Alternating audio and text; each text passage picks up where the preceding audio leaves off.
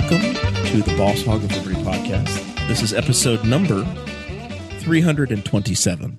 Yes. This is we're going to be full NPR today and on our best behavior. Hi. Because this is like let me do it like NPR. Shut the hell up. Hi. Shut up. We're busy. We are this is like when the teacher has the principal sitting in the back of the class. And she's I never went to school, so I'm assuming. This is how I always pictured it before the movie got dirty. Is that Welcome to the Boss Hog of Liberty podcast. This is episode number 327 of East St. Louis' favorite podcast. Jeremiah Morrell, Dakota Davis, executive video producer, audio engineer, Zach Burcham. We are being audited today by our network brass and his sidekick, and then our roommate Brian. Excuse me, Chief Diversity Officer. What was that word? Did you slur that? Right, you can do it. Officer. He's high on One Pizza too many King. tonight. Pizza King Sorry. really did him in. I had one chocolate covered pretzels and woo. He had the Oh, you didn't have Pizza Brian's King. special pretzels, did you? The ones for his back. Make you feel real good. Dakota, Real Lucy. Dakota, do your part. Today's episode features Mr. Chris Spangle, who is from BET, and he is here to entertain us all, not just Harry. And Harry is here from Low-Key Wall. That was very clever. And Harry's here. He's from the Low-Key Pulls out Wall these show. quips. We're going to be talking to Harry about all kinds of things, not just BET. internet security and IT work. We're also going to probably talk about vehicles, Harry. I hope you're ready. Good. And then we also have Mr. Brian Nichols. We have some from- very passionate hot takes about rotary engines. Be prepared. I have a lot. The Rotary's back. It's great. It's amazing. It's Wankle Wednesday, everybody. Yeah. What? That's a great segment. I'm stealing We that. also have Mr. Brian Nichols from the Brian Nichols Show, who is in the studio, this side of the studio building I'm your tonight. neighbor, yeah. Weird over here. We just wanted to point out all the dust on the ground and how you've chosen to walk over it. He's a real. He believes in property rights. He only I contends to pay his rent side. on that side Right. of the studio, Jer. There is an empty box of chocolates. There is a box of tea, an open jar of honey. They're all on the desk tonight, and that is what we talked about in Patreon.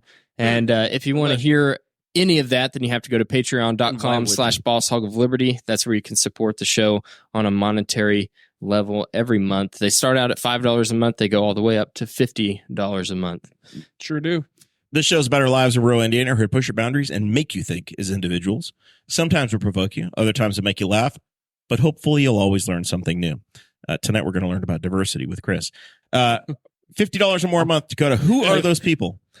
$50 or more, you get a shout out at the front of the show and your business / whatever you want to plug. And those folks are Miss Christy Avery from all the way in Fort Wayne, Indiana, our favorite Norwex dealer, Mr. Jonathan Phillips, our favorite car dealer in the continental United States, Andy Moore, Buick GMC in Fishers, Indiana, and then Mr. Anthony Meyer, who's I wonder if he's being able to catch his breath after the Christmas rush, or is now just all the returns are being processed. So maybe it's even busier. Did you guys have a good Christmas? Had a great Christmas. Do you have stuff to return? No. Gift cards? Are you rich in gift cards? No, not anymore. No? Yeah, I'm going to get one Not- gift card. You've seasoned through into just socks and underwear? Yeah, I mean, I'm a dad now. We're everybody's a dad here. Congrats on the Minus sex. Jer, and Not me. you just like that's when it dries up because all the presents are now for your kids. Yep. Correct. And you It's care not about the about presents you for the anymore. kids. It's like Yeah.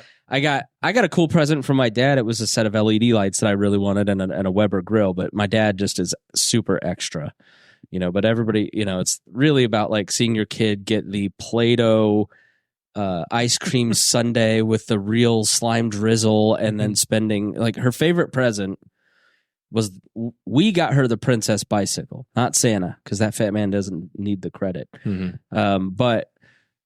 So we got her a princess bicycle. Her favorite gift was the $6 pair of craft scissors, her first pair of scissors. And so while her bike is sitting there, as she has opened the bike, she's like, you know what? Runs over, gets her scissors, and starts cutting the paper Yeah. off the bike. It's just fun how their little brains work. So it was like great for those experiences. Jackson like, is obsessed with scissors. Yeah. Just God, every time we wrapped presents, it was just saving a chunk of paper for him so that he could cut it into the microscopic pieces that get caught in the rug and you have to sweep up. On your way home, Santa brought her craft paper too, like 2 big things Brilliant. of craft paper. Ooh. And so today, I mean, it looked like a New Orleans parade with all the confetti because she's just cutting. She's cutting me basketballs as we're watching the Pacers. Like, she's on fire. Yeah. I gave Gunther a real pair of scissors finally. She finally graduated with real scissors. She can't use them at school, though. But, freaking dangerous with them, though. Because she's, man, a little running around the house with them right now. But it's okay. Has she tried to cut her hair? No. Fortunately, that has not happened yet. Barbie's hairs. No Barbie's hair yet. I think it's mainly because I very emphasis on this is for paper and paper only. Smart, and we have different scissors for fabric, and this scissors are for hair. And those scissors, because she knows these are directly for hair, she can't get That's to. actually a really good idea. Yeah. Harry, I feel like you're a guy that would have his own dedicated meat cutting scissors. Do you have meat scissors in the I house? do, actually do. Yeah. I felt like Harry would definitely have a set. Harry has scissors for every project. Who doesn't have meat scissors in their house? Yeah, What kind of scissors would you use for chicken? And Yeah, the same and scissors I pork open and- the mail with? I actually have separate scissors for chicken and pork. I've got one set that the red one is for You don't pork have and the kosher black- scissors? You animal. This is why we had to bring the diversity I don't officer in use to a explain scissors, this just to use you. your chef's knife. Oh, have you never used scissors? I use a chef knife. Oh man, I'm very scissors is skilled far- with it. I don't The need Koreans scissors. are correct. Scissors are far superior kitchen utensil. yeah, I love the scissors. Yeah. Got it. But our scissors are all stainless and they just come apart so that you can flop them in the Did you dishwasher. get the big It's ones so very you can nice. pick your whole hand into it Oh, too? yeah, dude, yeah, they're those are great. really nice. I like those. Yeah. Scissor talk on the Boss Hog of Liberty, ladies and gentlemen. Zach, have you got any Nothing like it. scissoring idea? Any scissoring projects? Scissoring tip? Nope, I was keeping to myself on that one. Yeah, the Lions and the Cowboys play on Saturday. We get to Harry, watch we my would be team great lose. on QVC. I know we could sell scissors all day. Brian, So, Brian, your team's playing Monday Night Football on Saturday night. How do you feel about that? Yeah, You know why? Why? The NFL gave up on January 1st. They gave it to the children because college football is for the kids. Yeah, makes sense. Well, yeah, New Year's Day. I think also the NFL just really wants money. Money. They because don't now want have anybody to be distracted when Thursday. when Dan Campbell and his Lions come to town. They have They're Thursday creeping into night Saturday football, now. Friday night football. They have Saturday night football, Sunday, Monday. So the only 2 days you're not having football are Tuesday and Wednesdays. Al Michaels, That's nuts. Does anyone watch Thursday Night Football on Twitch? No. it's usually terrible.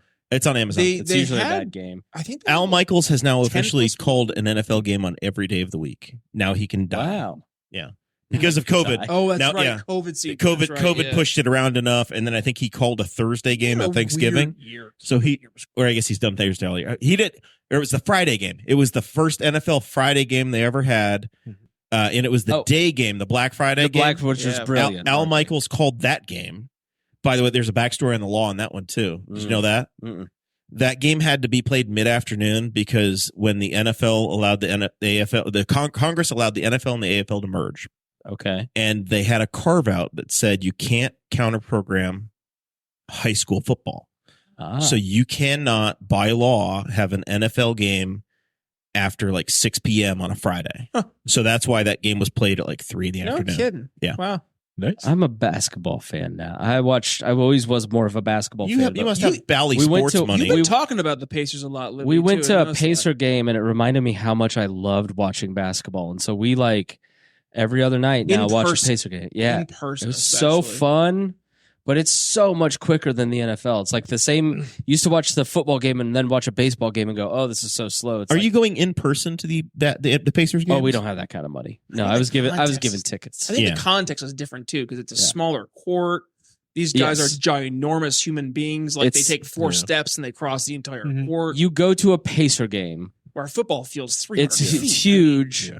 But when you go to a Pacer game, the entire hour and a half, 2 hours you're there, you are entertained by something. Right. When they take a break, there's the way the NFL trapeze is in artists person. and the dancers It and the seems lights. like with what you were saying with the NFL being slow, it seems like anymore there's so many flags on every Oh, play. Every this play. year has been excruciating. It's been For so some bad. reason, the officials feel like they have to do a 10-minute monologue every time that there's a Right. flag and walk over there, puffed chest, click the button for their microphone and then do their sign language. You know who set the whole stage up for the refs to do this pomp and circumstance? It's Ed Hockley. I blame Ed Hockley, that jacked SOB. He should have just gotten old. He's a and fat lawyer like the too. rest That was of his them. day job, and then he's like, "I'm gonna be a ref. Why not?" There's just His son does it now. Yeah, he does. Sean. He does the exact same thing his dad does. Everybody in the flex. NFL's at 500. It's I don't know. There's just something about the NFL that isn't the same as like 10 years ago when I was watching it. I think there's the quarterbacks two aren't things. as elite. I think you're having more injuries because you welcome to the WAL sports segment of the show. Yeah. We've gone from pocket passers. So Tom Brady, Peyton Manning, those guys were all pocket passers. Now we've gone to where these guys are running around. So you've got Tua Tagovailoa who gets his head smacked on the ground and misses time. Anthony Richards for the Colts. Anthony Richardson gets hurt. Aaron Rodgers, first damn play of the game, his ligament snapped because he's my age. But you've had like 14 of the teams are on their original quarterback. The rest of the league has had to go to their backups at least for significant. And if you don't have a good quarterback, you don't have a team. You're screwed. Well, and let me put my old man hat on really quick. I mean, goodness, like the part of the problem is that welcome to Indiana. I'm here now. I'm embracing my role. No, but like part of the problem too is that there has been such a focus away from like truly practicing, trying to focus on the details. Like you're seeing it, the quality in the game on the field is diminished. Like you mentioned 10 years ago, it's not the same game. It's a completely different game. Yeah. And you're missing out on that quality and the attention to detail that really does help not only make a better quality game, but it avoids the injuries. Like if your offensive linemen are garbage, your quarterback's going to get hurt. Yeah. If your quarterback's going to get hurt, you're going to have a subpar quarterback throwing the ball to your receivers.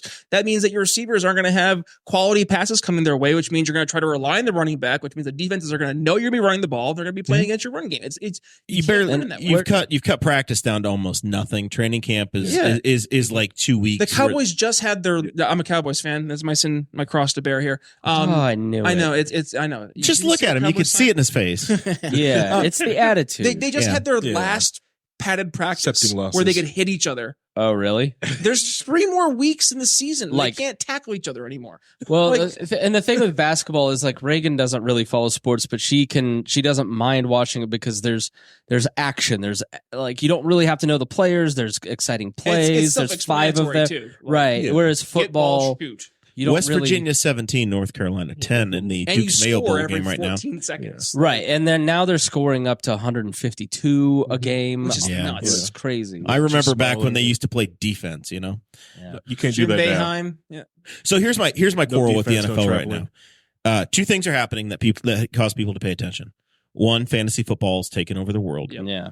But they're destroying their product because today, to save $40 million, the Waltons, who own the Denver Broncos, have benched Russell Wilson for the next 2 weeks. Why? Because there's a clause that says that if he's hurt and can't pass a physical March 1st, they have to pay him $40 million additional. So they just benched his ass and said, yeah, we're probably not going to win anything, so we're done. And he's not that good to begin with. So he's a Super Bowl winning quarterback, but yeah, it's fine. But not this season. No, the Broncos aren't that good yet. They're rebuilding. So anyway, rebuilding year. There are, as I said on Facebook today, he guaranteed and if the $85 Waltons don't have $40 million, they paid what hope do $4 we billion well, he's for already the team. guaranteed 85. Yeah, so it's an additional the $40 economy's million. in the toilet. The economy's bad. If Russell Wilson gets his money, it's going to cost you an extra nickel for those chicken cutting scissors. The billionaires are struggling too. Listen, Jack, it's Bidenomics. So Frank Reich is struggling. Let's appreciate Frank Reich getting fired Frank, twice. Frank's been fired twice in 12 months and walked away meanwhile, with he's making like $50 $80 million a month. Yeah. What a life. If Frank Reich, if you want to invest anywhere, just become a patron, please. So anyway, same Andrew Bowman. The NFL has their fantasy football problem. People are playing their championship game this weekend with hundreds of dollars on the line and things they worked on all year. Yeah. And then Russell Wilson, who might have been your starting quarterback, just got benched. And they said, sorry, screw you, could Jared. hear him the intense. And secondly, more important, I lost in a very sad matchup last week. So I'm in the third place game.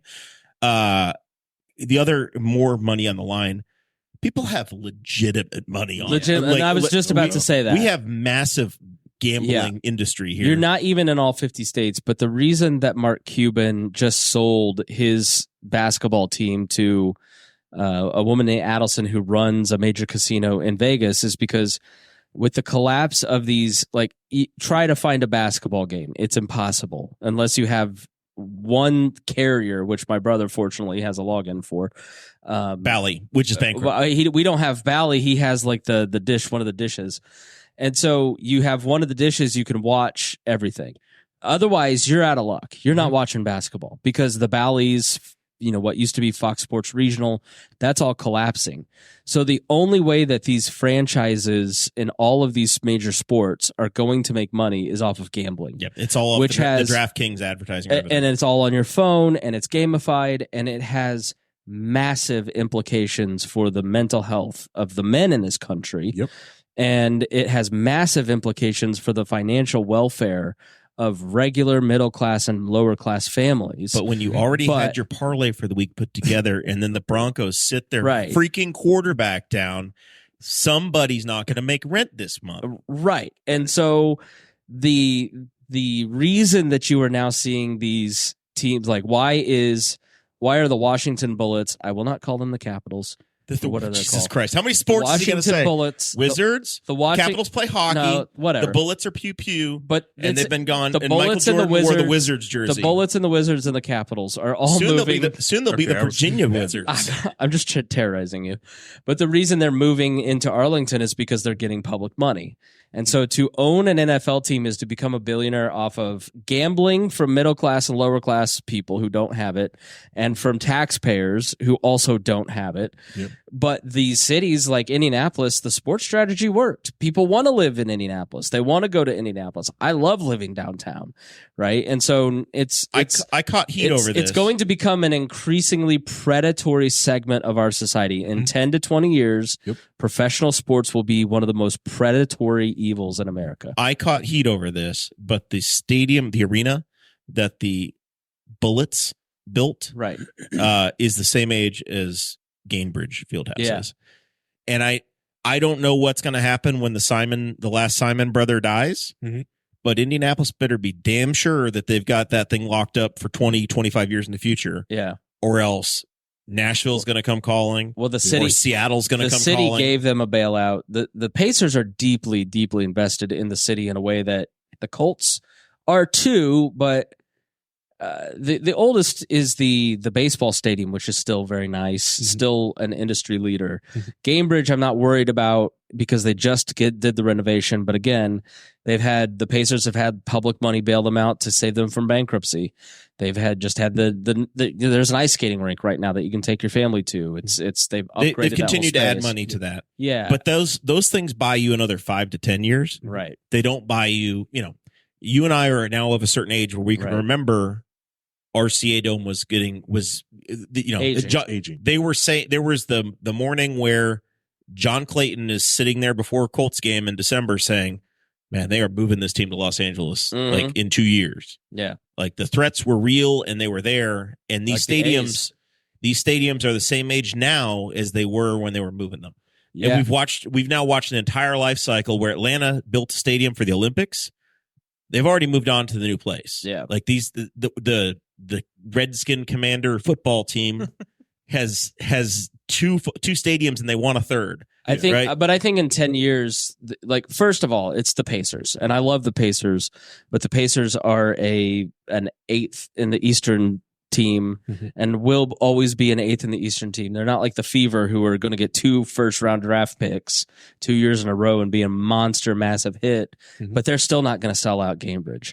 The Pacers don't sell out Gamebridge. I mean, if they were the Lakers, then you might have that discussion. But the problem in 10 years is mass transit. The cost to taxpayers is going to be so exorbitant that you're gonna start to see these cities start to push back. It's not like, or say 10, 15 years ago, where the city knows if the Colts leave, we go back to Indianapolis and the whole strategy falls apart. I don't think you could be in that situation with the Pacers, because I think in 10 years, it's like the Olympics. Nobody wants to host the Olympics anymore. Nobody wants to host the World Cup. The benefits now don't match what it costs to do the Olympics. And so you're going to have to see a necessary shrinking of public investment, or it's just not going to happen. You're going to end up in Dubai with just Saudi Arabia, and that opens up, all of the moral quandaries and slavery. that goes with that. Live money is going to dominate American sports in all assets. Yeah, the only way they can make that up is through gambling. So you are seeing pressure. The NFL, the players union, has been very vocal about wanting all of these playing surfaces changed to real natural grass. Brenda Greider says, you confused me. I thought it was Thursday. Yeah, it's they moved it for me, and then my photo shoot got moved to noon. So we could have done it. Yeah, you never know. You never know what's happening. The NFL is getting pressured by their union to move to all grass, and they're saying that you just exactly what you're talking about for the World Cup. They are ripping out the sod in Cincinnati off their field and all of these others, and they roll in grass just for the soccer games. Wow. They did it at Lucas Oil when they had a European group come in and they played soccer there. They put real grass down for those games, and they rip it back up and put the turf back in. Hell, they put the monster dirt. Have you ever been to a Monster Jam? Monster Jam's the best. It's awesome. Yeah. So Put the monster trucks with the dirt in the Lucas Oil. Oh, it's awesome. The estimate is it's $15 to $20 million a year. They could do every stadium, and it would cost the team $15 to $20 million a year to do the legit grass. But these billionaire owners don't want to pay for it. That's the fight you're seeing. Yeah. So the unions are putting a massive pressure on, which Well, I know the problem with football is Dakota's what you the big guys are union guy, so describing I'm is sure he's on the player's side. like the lack of practice. Like that's simply to protect the health of the players. Like how many more of these guys need? It's like how many players have torn their Achilles in MetLife? But I'm saying like this year though, with the CTE and all that. Yeah, for sure. The NFL, if it exists in 35 years, I'll be amazed. But like if you're an owner of a team, Yeah. if I'm an owner of a team and I'm seeing the quality of the product I'm delivering be just drastically reduced, and namely because the quality of the players is being reduced because you're losing all of your quality players to injury, I think it just makes sense then to say, okay, we need to make this as an investment. So we're protecting the longevity of the game, but also we're protecting the quality of the product we're putting back out. I mean, this goes back to what we were talking about with the refs and stuff. Like, as the refs have been ruining the game with throwing as many flags as they have this year, more and more people are complaining about it. It's like it's getting to the point now where not only the fans have been complaining, players are complaining, coaches are complaining. It's every single week, but it's impacting the actual like product that's coming out. Now, at what point does that impact advertisers? Well, the eyeballs are still there. And that's the part that we have to see what will follow. Like, will the eyeballs leave? I'm doing my part. You're doing your part? No. I told him he looked like white Dak Prescott, and he was like, thanks. And he No clue. no idea. Then I showed him a picture, and he goes, oh, yeah. He does actually, yeah. And that's You look mediocre. All right, hey, road to go. let Harry talk. most of the sports fans, for lack of a better term, are kind of like they're kind of stupid because they keep turning in and watching. Even the sport, because we have the same issue when it comes to just sports video game. People keep buying the crap from EA for FIFA and Madden for decades now, and they keep buying, even though it's the same crap, and nothing's changed. And nothing has changed. That's an easy. Isn't that just the don't question buy it. across the board? Why do we keep doing the things we hate? We know we don't like this stuff. It's like, I'll tell you why. why do we don't eat at have McDonald's when we know it's terrible? Because we don't have options. At least we don't think we do. But I mean, going back to EA, right? The last great football game I truly remember was ESPN NFL 2K5. It was a Sega game, and Madden was from Madden EA were so afraid of this game that they went and they purchased the licensing Stole for the the NFL licensing. for 10 years. And then they just got that renewed again back in like it was like 2016 somewhere in there. Up It's like into the future, So Yeah. this billion-dollar industry, and it's not really, and they mostly make their money off of gambling, just like the regular NFL. so does, there's NHL. no choice now. So like if you It's- want to play and a game- that's like the issue with Bally Sports, where you can't really watch the NBA because of the contract money, or like IndyCar has the best. I hate the cord. I am a cord cutter, but I hate it because it's impossible to watch anything, especially live sports, without spending another $100 on $10 a month here and there. And but IndyCar, it's like $5 a month. You just sign up and everything's on IndyCar. They give you the best coverage. You get to see every test stuff no fan other than Jeremiah care about. but they're shopping the TV money because if Zach they get a cares. big Have you met Zach Burcham? I was going to say, like, racing's not that way. You they can give- buy every racing segment of what you want, you want to watch. Right. Yeah. And then if they get a bunch of TV money, they can actually make the teams work a little bit better because they get all the money.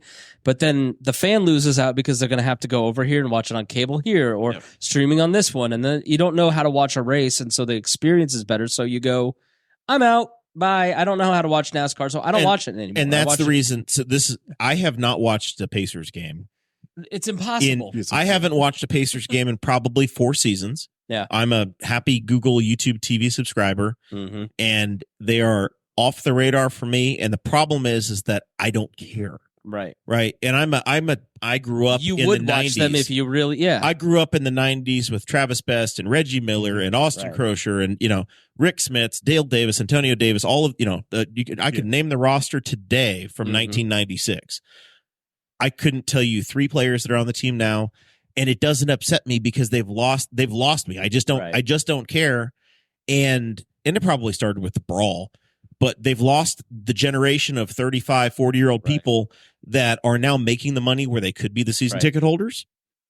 There's nothing there. There's no emotional connection, and I couldn't give a damn. You know what's Whereas missing? the Colts did keep that. They did like so much about entertainment now is activating that nostalgia. Story. Yeah. The Right. story. Like, this is the Gary Vaynerchuk, like, why he is so focused on you establishing a narrative. Like, what's your story? Yeah. And it's because you have to have, so like you were going back, like, I know none of those players. I'm not a big basketball fan, but like for you, that attaches a time frame, a nostalgic memory in mind. And like, See, they're showing you're not a real Hoosier right now. I know. It's very Okay. sad. You need to know Here, you these ready? I'm gonna names. make this even worse. Like 90s Cowboys. I think of Troy Aikman, Emmett Smith, Larry Allen. It's really Michael why, as a Irvin. Cowboys fan, is because of nostalgia. You have nothing else. 100%. Playoff wins. Absolutely. I'll say 100%. Leon- Your quarterback Leon is Lett- legitimately great. They but won a Chris Super Bowl Boniol. last time before Dakota was born. Right, yeah. Like 1995. Yeah, that's how long ago it was. 96, right? Yep. Yeah, Yeah. it was before you were born. So like, yeah. Well, so, the game was played in his lifetime. But like, think about that. Is that because there was a there you go. story that was being told, and like now that story is something you can tell your kids. Like I was telling my wife, the Cowboys just played the Bills and they got their asses kicked this past week or a couple weekends ago. You're reminding her of how you it's won tough. those 2 Super Bowls against them. No. I was reminding her it was my first ever football game. And it was when I went to go see the Bills in the Cowboys game. It was Monday Night Football in 2007. I brought my dad. It was his first ever football game too. And it was a crazy game. Romo threw 5 interceptions in the first half. Cowboys were getting their asses kicked. They came back second half. They ended up, they scored a touchdown. They were down by 2 points. They went for the 2-point conversion. They didn't get it. Went for an onside kick. Got the onside kick. Then the end of the game, they had to kick a 52-yard field goal. They made it, but the head coach called timeout for the Bills, so they iced the kicker. Then he had to kick it again, and he did, and it all happened right in front of my dad and I. And like, there was a 2007. story that was attached to the team because it was Tony Romo, Jason Witten, like all these names that were part of the Cowboys for like entire 10 years. Now players jump from one team to the next, Yeah. and you Right, don't yeah. really have an attachment to them. You're like, all right, I'm going to see you for maybe 2 seasons. Like, I was That's- a big Amari Cooper That's fan. a huge Was this- problem in basketball is that they travel around every 2 Yeah, like, if years. Like you some were a super late- teams and stuff like Yeah. that. Like if you were a Cleveland Cavaliers fan, right? Was that the basketball No, team? if you're a Pacer Right. fan, you go, thank goodness we have Tyrese Halliburton locked down for 3 years, but then it's Laker time. So why get emotionally invested in Right. Tyrese Halliburton right now? Because if he continues to play at this elite level, just imagine he's if not gonna LeBron stay. James had stayed in Cleveland right, yeah. right forever, he would be like an absolute icon, and it would be Right. undisputed. But because he's gone from team to team, and he's like tried to create super teams on all these individual teams, it's kind of like poisoned When- what his role would be, when and there's the nothing to Heat- look to. When the Heat said, "Hey, we can," when the players themselves, instead of general managers, took over teams, Right, and LeBron and Dwayne Wade and was it Chris Bosh, when those 3 came to Miami and they said, "We're going to win here," Yep. and the players started assembling their teams, that was the beginning of the NBA and the Pacers becoming irrelevant, Yeah. where the Donnie Walshes no longer could do what they did right. effectively, because there's no way Milwaukee, Indiana, Minnesota, those, the Oklahoma City, even It's now a communities little had, better. It's better. I mean, had no ability to compete with that. Boston's still the best team in the East right now, but the second best is Milwaukee because of Giannis, and so parity's starting to kind of come to the NBA a little bit. But then then there's the Pistons, who have lost a historic 27. When I drove to Detroit last Are you week, glad you came out for this, Harry? Yeah. When I'm glad it's good. Dakota, isn't it great he wrote down a roadmap for this episode? Right. You two look like you're having fun. when I Having a drove good to time, Detroit right? last all week, the sports talks. I saw their sign that said 3 NBA championships, so they can cry with those. I don't care. I don't want to hear their Detroit violins. had to sacrifice the Pistons to get the Lions. Harry, will you please explain to us what the hell Chris Spangle's been up to? What do you mean? What? No. What is he's like side gigging on? Yeah, what's he been doing on you? He's been like, of all of the people that I thought were going to get a contract at BET, Personally, yeah. I did not have him. I I would've didn't thought- have that pegged. I either. did not have him in the pool. No. And a lot of the times when I tell people about it, they think it's my other friend Chris that I have. Is he black? Yeah. Okay. All right. Do you tell them his face got tweeted out by BET's Twitter account? No, I didn't tell them that because that's just sad. It's not what I they do don't show think them it's is the Chris. episodes and clips, and they're just like, "Oh my god, that is him." I'm like, "Yeah." Yeah, they don't think it was the Chris that wears sunscreen in winter. I have more I had to share my. Midwestern rural white people in the boomer category, especially watching BET, Mhm. along with Miss Pat. Obviously, she's the reason that any of them are watching. Yeah. But than anyone else in history, I think. You know, my dad's ex-girlfriend at Thanksgiving was like, or Christmas, she's like, it's my favorite show. I watch it every single day. I'm like, no one in Putnam County had ever turned on BET until. My friend circle was like, we get this channel? Right.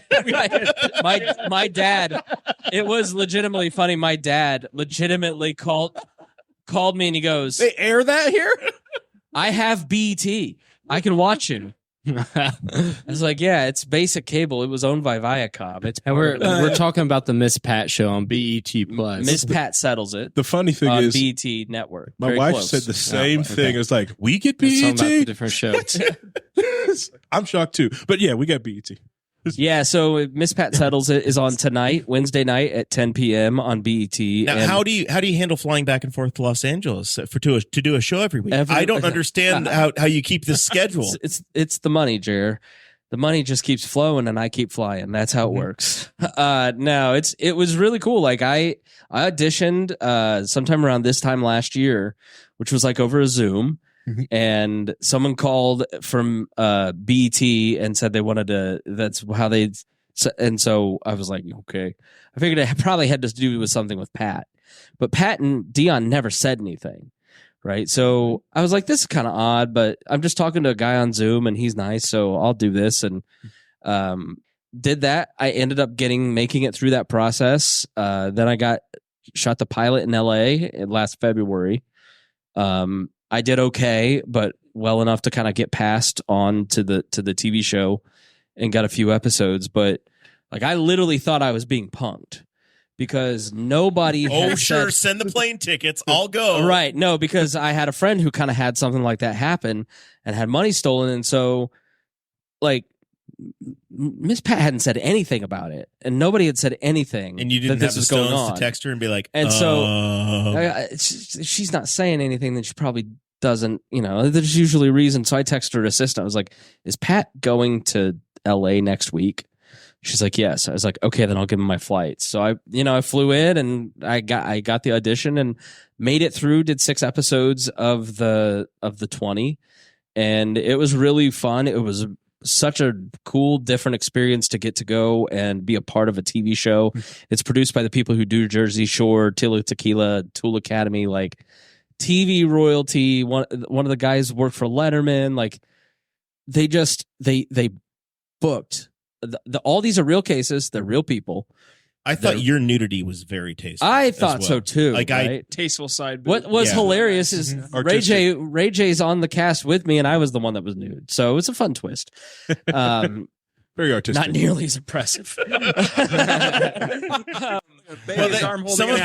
Some of them had never seen a white one before, so they wanted the diversity. The higher. first day of shooting, I was just for legitimately contrast. in the room shooting He's the show. control group. I was literally the only white man in the room. It was, I think there was one white woman in the audience. That's how I felt when I lived in Philadelphia. Yeah, right. How does that feel? Great. How's that feel? I always tell Miss Pat, I'm like, every co-host I've ever had has been black between Abdul and Harry. And she's like, you lying. They're not real black. Well, it's just different black. That's Southern redneck black. I'm Northern England, New Northern England black. waifu black. You're a landowner black. Landowner black. No, look, Harry, flip the script. Dakota, nobody loves waifus more than this man. Okay. Several more people that like them more. I'm also humble, but no, yeah, like I said, landowner, New England. When I told you that I was going to be on BT, what were your thoughts? Well, first, I kept wondering what type of show they would have you on because I couldn't be on a food show, because When podcaster needs a wife. Show. It's too bland. It was BET wife swap. Oh man. I would pay to watch that. Well, the premise of the show is it's like Judge Judy, and it's all legitimate, real cases. It's real money, and Miss Pat settles it. She, is a convicted felon. By the but way, also a judge. how does that work? They go around, and I don't know how much I can say, but they go around the South looking for cases. These are not Los Angeles people. And they're real people. They're real cases. Because I kind of wondered, and then they all started like following me, and I followed them back on Instagram, and they're just regular people living their regular lives. And they had a small claims suit against somebody, and there's a backstory. So they call them, they ask them. And how does Miss Pat get the authority? So they dismiss, and then they enter into arbitration. So Ms. Pat is the arbitrator. She is Yes. literally arbitrating these cases legally. Holy cow. And it's real money. So There's a really Yeah. funny bit of her talking on Bob and Tom, saying how she didn't realize that they were real cases. So she was like, add another $3,000. I was there on for it. that one. And they literally pulled her out because she's like, you know what? I'm going to give you another $500 for this. And there was like, normally she'd go out, confer, come back in with the decision, and that one she was gone for like 30 minutes. And afterwards she told us that this is real money. It was. And what's different about it is it's real cases, but then there's a celebrity jury and me, and we help You're a her celebrity. judge the case. Am I a celebrity? Yeah, you got an IMDb page, right? No, I don't even have Oh. Wikipedia. I have an IMDb page. What are you doing? Maybe now somebody could make me a Wikipedia page. I might qualify that I'm on basic cable, but Yeah. we are libertarians apparently didn't do it. But yeah, then Imagine that. it's just a really fun show. It's like one of those shows like Impractical Jokers that you could watch over and over and over, never get bored with it, see something new every time. So I'm fingers crossed, hoping that it turns into a season 2. And Wait till you get your Goes own on. BET spinoff. Yeah. I don't think that's going to happen. Maybe the food show. Maybe pitch that They won't pilot. even tag him on social media. He's not gonna get spit. Everybody else does. They just the white libertarian from Indiana. I don't think they're tagging me, but The ramen noodle hair was great. Yeah, that was Yeah. great. That was good. that was so I put the ramen noodle. This is like these bad wigs case, and they smelled horrible. They were like so musty. But you got to Did they bring the wigs You in touched for it. It was evidence? great. you got to go the extra mile, and I don't know anything about wigs, and so I put it on my head to be funny, which turned into like a great photo worthy moment. But then Pat goes, I hope none of you put that on your head because lice still could live in those. Mhm. And I spent the next 2 cases freaking out because you all know me, like you know what a germaphobe I am. I'm like going, I'm gonna get lice from these dirty wigs. I turned into Monk. You could feel them crawling. Yeah, Yeah. Every ounce of your strength not to itch yourself. They were just using you as a breeding ground, and there's nothing you could do about it. no, and it's 2 more cases he has to sit through. yeah, and it's let fun. Ray Like J find out. this kind of podcasting, I think, like lend itself well to it because these are real like emotions and feelings and like. So as a juror, what influence do you have? You're just there to be her bro. Yeah, I mean, Because you don't decide, like the judge decides it. You're like the appendix of the system here. we're there to like. I think these cases are also 50-50, which is partly why they get picked, I'm sure. But because you kind of empathize with both sides. So everybody kind of has a different perspective, but a lot of times, like I've noticed that it's a lot of like people will side with the lady, and I'm like, this guy has a point. Right? Like, so sometimes you can make a point, and I think it makes her think about it a little bit. So it's like That's just some of the the white man topics. in you. Some of the topics I think I remember is there was a couch involved. Yeah, there was a couch where there was a dog. a dog that the couch, for instance, a case where two best friends, one had the key entry. She lives on the other side of town, but she was on that side of town on a date. And she used her friend's apartment to make love and ruined the couch. And so she was suing for the couch. She ruined the couch? She ruined the couch. Ruined the couch. And there was video, which got real awkward with Ray J, but he made the best of it. And then there was one girl from Alabama who was just like insane and off the charts and like flew to get her uncle fired. He was in a male beauty pageant and she sponsored him. And then she was going to get paid back. He won. It's a whole different world of people that I like. What states are these folks coming from? I heard Alabama a lot, Georgia, Mississippi, I'm just going to say the South. Memphis. The South. My dad ran a janitorial service when I was a kid, so I have been exposed to a lot of this behavior before. Janitorial employees tend to live very interesting lives. Mm-hmm. One guy that worked for my dad, like you're saying that you are also killer. from the other side of the tracks. No, I was management. I was on that team, but yeah. Good man. So what did you think of the show, Harry, specifically? I was very impressed with it. It had a lot less swearing in it versus the Dispatch show. I will say that.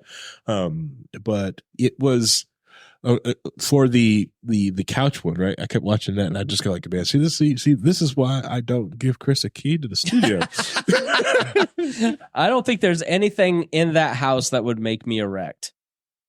Sure about that? I don't think I could hold one in that place. It's quick hit the beat. That reminds me of the time. Have you seen the posters that I put up in the other room? You're right. There is a picture of me. The key to the studio reminds me of the time that Harry made an imprint of Chris's apartment key and then made a key at home. Did you really make an apartment key? Oh, that's forgot right. about that. Tell this story. I've forgotten about that. Okay. All right. So we used to tape in this other smaller studio on the south side of town.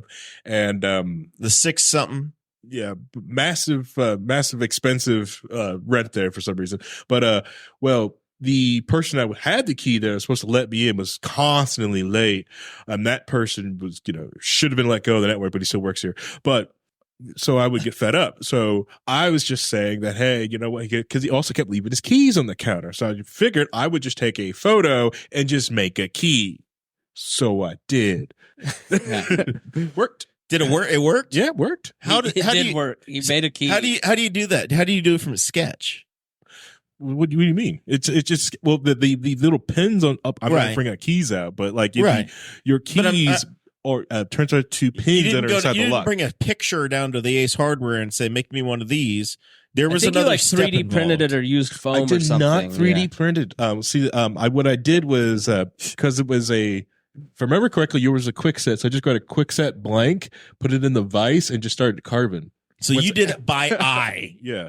How many weeks? This is like. Did I ever notice? This is like Shawshank Redemption shit here. Of how many weeks? How many weeks did it take you to get it to actually work? Harry eyeballed and custom cut a key off of a photo. There was no. Didn't even know that was a thing. Didn't have a kid. The other thing I did have a lot of. I'm dangerous if I have free time. I didn't have to use it because afterwards, I think the threat of it, you just started showing up on time.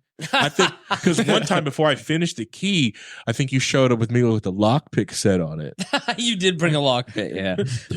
We had so much fun. That was unfortunate. I got married left your because keys, it was a great show. If you've left your keys out in plain sight, you have no expectation of privacy with Harry now. No, the first time my wife now met Harry, she was terrified. He started talking about cybersecurity and threats and global destruction, and she was like, he's terrifying. Yeah, Harry's like, the world is an awful dangerous place, and I'm so glad I brought a kid into it.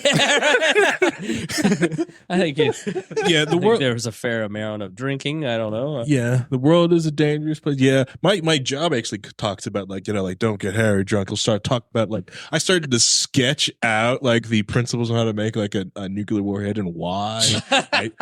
And like You can why tell- it's very dangerous and like what's done with it. What I I've think your learned, quote was, "His outlook is darker than his skin." What That's I- what she said. what I've learned about Harry, It's a direct what quote. what I've learned about She said it, Harry not me. is that you can tell what kind of a mood he's in by what color he's painted his fingernails. And right now they're very dark. Very dark. They're very dark. So I'm not going to ask a So lot you're of questions. saying like you remember the 10 seconds to midnight nuclear watch, the threat level. we're on orange- threat level We're 5. on orange Harry Con right now. 5. Well, considering with all the We are- different ransomware attacks that are going out there around the world, We are- you guys aren't paying attention. We are to? on a code black, everybody. How bad is it? Well, my wife who painted my nails black this week. It's just really bad out there. Most companies, for some reason, don't want to spend a whole bunch on their IT budget. I think this year was also big for the companies laying off IT or security teams and then getting hacked 6 months later. I think it was just a meme going on LinkedIn every time. Like, this company got ransomware, like, boom. And I was just like, what my budget got increased for next year. I don't know about anyone else's. Yeah. It's because their IT department has a doomsday man on staff. Yeah. Well, a couple of things like my company is like when we also did we did a backup test and it worked, but it was like very heavy lifting. And I kind of went to my director like, hey, we could spend this money on this software and we don't have to worry about this at all. The thing just takes care of it for us. We just pay money and click buttons. Does AI, and I know Brian works in cybersecurity, does AI and basically the reality of it taking over in 3 years, does that make the problem better because you have so many more tools, or does it make it way worse because now it's going to just massively amplify the amount of problems? What double-edged sword? Yeah, right? yeah, double-edged sword on Like that as one. much as you have people using it for helping improve your defenses, there's equally number of people now using it to try to go after you. Yeah. So Yeah. I mean, AI and Harry, I want to hear your thoughts too. But in my kind of experience, AI, what makes it really unique and special is its ability to take massive amounts of data and identify patterns. Right. And with that, it's easier. We used to have the Libertarian Party for that, but that's over. So now we had to figure out AI. so like with AI, like it's not so much that it's going to like just figure things out, but rather as you present it more and more data, it can then start to show you what it's seeing as consistent patterns, which then yield to identifying like passwords, for example. Correct. Yes. Right. I was going to say, it was my favorite thing that I did at my company to get more people to using the random password generator on the password manager, because I told them like I can feed Chat GPT, right? Just Chat GPT, the free one, 50 passwords that one user created, and it's like, based on these 50, create me 10 user password that this person would do. And a lot of people was like, holy smokes. It's like, yeah, all I have to do is get one of these lists of one, because you go to IhaveBeenPwned.com, type your email address in, you can probably find it where you've been hacked or where you've been in a data breach. Said you know how all my passwords, my pattern. Yeah, you just have a pattern to create an algorithm. Right. Well, just like there's an algorithm for the your crap. I want to say this. There's for your card. You can actually you can test this if you get a new card soon. Put your numbers into ChatGPT and tell them to, based off these numbers, what is the don't do that. Sorry, don't do that. Basically, just ask ChatGPT Google to Michael Hastings based on these number pattern. What my next credit card number is going to be, and 9 out of 10 times it'll guess your new credit card number based off your old numbers. But that to me seems so random because It's not. A lot of your card numbers, because it can It's see, not. right? Because Right. we're looking. It's like we're looking down a narrow telescope, whereas it's like taking that telescope and then expanding it all the way out. So it's Yeah. getting that same focus. but now it's able to apply that focus Yeah. way beyond the scope that we could So ever. Because there's Capital logic One's there. Capital One's pattern is this, and so this person It knows your bank, right? Right. So it knows the first number in your card says if it's number 2, it's an American Right. Express card. If it's a 6, it's a Discover card, Right. right? So everybody that uses First Financial Bank or Star Financial Bank or Key Bank or whatever, Right. all of those have the first 4 or 6 characters. Mhm. So if you have 16, you've eliminated 8 of the digits based upon the banking Right. system. Mhm. And then I'm sure that the Chat GPT knows what other numbers are issued. Correct. So it can also kick those out. So now you're whittling down your possibilities. Based on also the numbers that have been used and Yeah. things that have been pushed in hashes and stuff like that. So it just And then pulls you out all know that there has to be a check digit. So there's certain numbers that are just automatically eliminated. Yep. So you can back your way into a pretty damn close. Yep. The other thing with is it ChatGPT even worth protect? Like you've been so protective of putting Gunther's image out there, for instance, Mhm. and you're very protective of her identity. Is there a point to that even at this point? Like Yeah. 10 years ago, there was a point to it, Yeah. but at this point, is it just going to be so bad in 10 years? There's no hiding. I think the main reason is because of how bad it's going to be in 10 years. Everything's going to be. I think that's even more reason for You it. just the people will be such bigger targets, and you'll be Yeah. less of a target, but you're still a target. But in 10 years, she'll have an Instagram. It was just more of a, Right. I don't want to anything's out there is because it's been leaked out there. Someone else has taken it. But it's more also in the fact that kids can't consent for their photo being out there too. Mhm. She wants to have her photo. You don't want to be responsible for having published it. Correct. Yeah. You I want don't it to wanna be be her responsible. choice when it's her time. Correct. Yeah. Yeah. The other thing with ChatGPT is also to increase the amount of script kiddies, people who don't really understand hacking. They just grab scripts Is that to like do different things. Pip-oopsies or Well, it's just more of never mind. this script here hacks Linksys routers to get me free Wi-Fi. Those are people, and they just pop Okay. those things there. So those tests that you can also get for yourself to help defend against yourself. If you have been enjoying what you have heard over the last 5 minutes, we have an entire show, Loki Wall. It's not That we all can- the show, by the way. Yeah, It's- and it's low key It's on the very WAL diverse. network. Yeah. No, wait, change the name. Yeah. It's- But what I'm saying is that you can get more of this. if you like Boss Hog, You put a but you put a want culture, and you put a tech. you put a quarter in, and you want to hear about your network getting penetrated.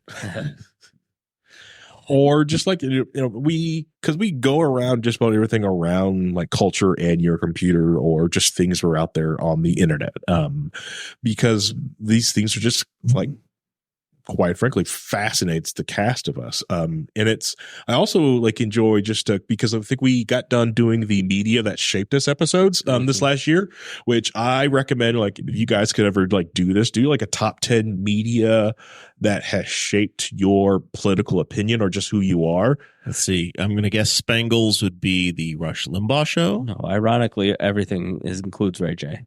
I'm going to say It's it was full body. probably the Tommy Lee tape.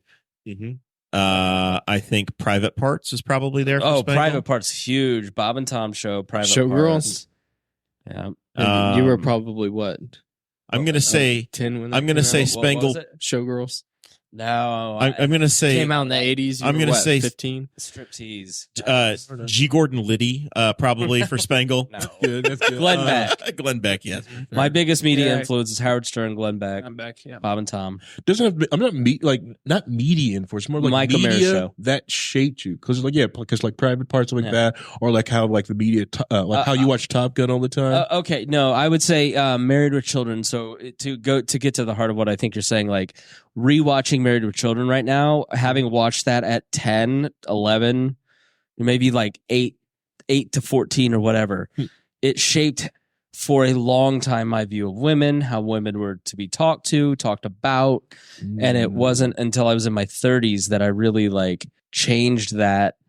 And that was a show that shaped me in a lot of ways, in terms of humor, in terms of like just my view of women and what was funny. And It was on Okay, Fox, that so it's makes too sense, scandalous yeah. for us Yeah. to watch in our home. yeah, no, for sure. Yeah. And I wasn't a dirt bag, but I certainly wasn't as respectful of women as I am now, because women in my life said, hey, this isn't funny for these reasons, and you shouldn't behave this way for so that's like a piece of media that shaped me for sure. And I rewatch it now and I'm like, oh, that's where that thread came from. Yeah. So like, I don't think for I've ever my- seen that show. I did It's Ghost of the it's Show. Hilarious. Really? It's so funny. Al Bundy. I know, Yeah, I know. Yeah, but no. yeah. So, and honestly, generationally, that was 1993, right? Yeah, right. You fast forward 10, 15 years, and you end up at Michael Scott in The Office, Right. And, Right. And, right. which That's is which is Brian's Yeah. wheelhouse. Anything 89 to 96 shaped me enormously, right? Movies, TV. in 2007, 2008, 2009 with The Office, some of the things that were problematic Mm-hmm. in your show's history, The Office also has problems that you couldn't do now. Episode 2 cancels Diversity. The Office. The Diversity Day. Yeah. Yeah. I mean, like, and I can even probably make some of the jokes. But the thing Sound about like that Cheers, is, Facebook nuked. but the So- thing about that episode and All in the Family, which that gets compared to, and Married with Children, like Married with Children had. It all falls under. It's kind of like Miss Pat's show, like where they're trying to have social commentary through media. Like Married with Children was a show that said, "All right, sitcoms are at their height. Everybody wants to do sitcoms a certain way. They're very formulaic. Let's take the formula and do the opposite. The dad isn't a hero. The dad's a loser. The wife isn't also a winner. She's a leech. Like the husband doesn't want to have sex.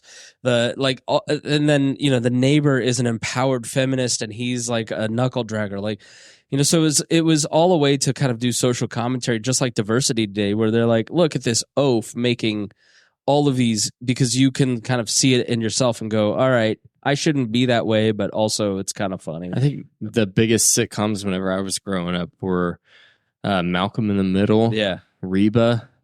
Right. Reba? It was the end Yeah, of the that's a sitcom big era, one. Mike and Molly.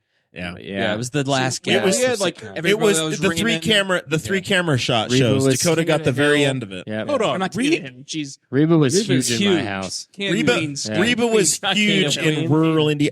The other show that actually became is in the same. The Reba audience went to was Tim Allen's final show. Yeah. Last Man The Standing. Last Man Standing Yeah. got that audience, Yep. which Harry's probably not seen a damn episode of. Home I've seen Last Man Home Standing. Improvement's great. I've watched Yeah. that show. Home Improvement. Yeah. Yeah, I love that. Huh. But big time for me, like probably in the top of that list of media that shaped me was probably like the Red Green Show was.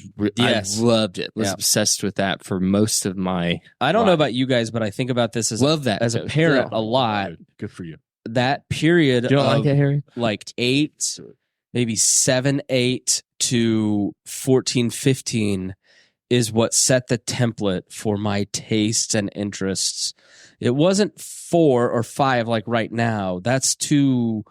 Everything's just like through the brain, but like 8 to 13 years old. But my parents just let me have a TV in my room, and I sat there and I watched from 89 to 96 every sitcom and movie I could. And so, Right. man, I know I haven't seen Grumpy Old Men in 30 years. I watched it in November. Pull your lip over your head and I knew smile. every freaking word to that Swallow. thing because it had imprinted me so I think much. for me it was more from like 14 to 18 is kind of what set me, because like I'm thinking back to I'm like trying to like what were the things that really were my foundation, and like beyond politics, like yes, politics I've always been passionate of, and that was Right. definitely like from 8 to 13 like it was the Bush 2000 election, then 2004, and I was like really passionate about it. But like in terms of my interests, it was from a cultural standpoint, I think of like 40-Year-Old Virgin, Super Bad, Wedding Mhm. Crashers, Super Troopers, and like those movies were all in my the frat back comedies. half. Yeah, my back half, my younger Yeah. half. Yeah. So like,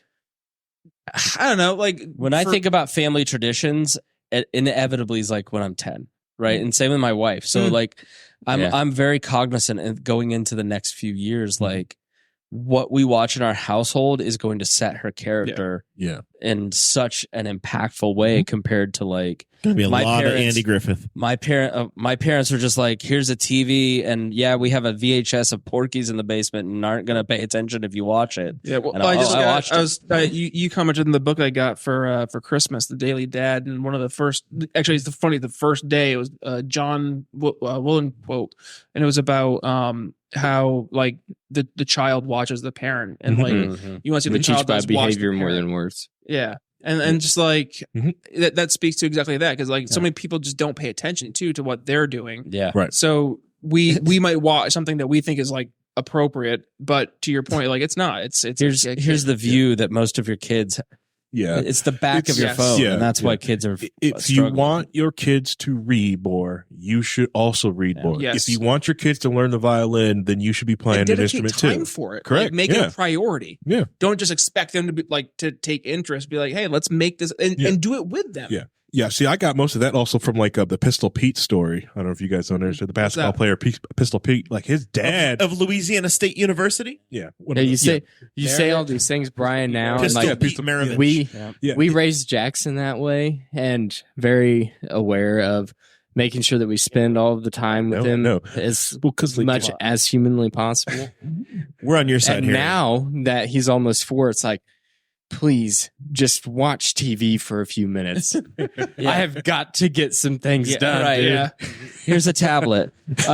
Dakota, I think you owe Harry an apology. You interrupted him and talked over him. Sorry, Harry. And thank you. We value you, Harry. We value you, Harry. Thank you. Please, Thank go you. ahead. Appreciate that. Well, anyway, so Pistol Pete, his dad, to get him really into the basketball, would play it all the time and wouldn't let Pete play. Wouldn't at all. He was stuck inside doing homework, and his dad was outside playing basketball because he was also time. a great basketball player. Correct. He was playing basketball, doing basketball, practicing basketball, and eventually finally let him play. I'm pulling up a picture for Dakota so he knows who Pistol Pete is. Yeah, I think that's like a huge lesson in sports. You see, like these great athletes, they also had parents who also were athletes and taught that like it's that they got that 10,000 hours of experience by the time they were 14 or 15. Mm-hmm. My worry 18. with like the Pistol Pete story is if I'm doing something that takes away the time that I could be spending with him, and even though it's like it is constructive, maybe I'm going to be doing woodworking or doing something, it's taking time away from him. Would he grow to then hate that thing because there's a negative connotation of my dad spends his time doing this instead of spending it with me? I think kids love what.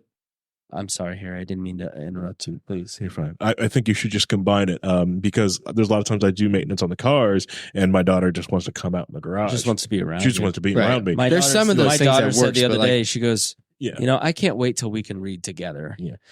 And I don't read in front of her. I don't take time away from her. She just knows I love and appreciate books, and she wants to appreciate the same thing with me. She was like, you know, Dad, I think I really like the Pacers.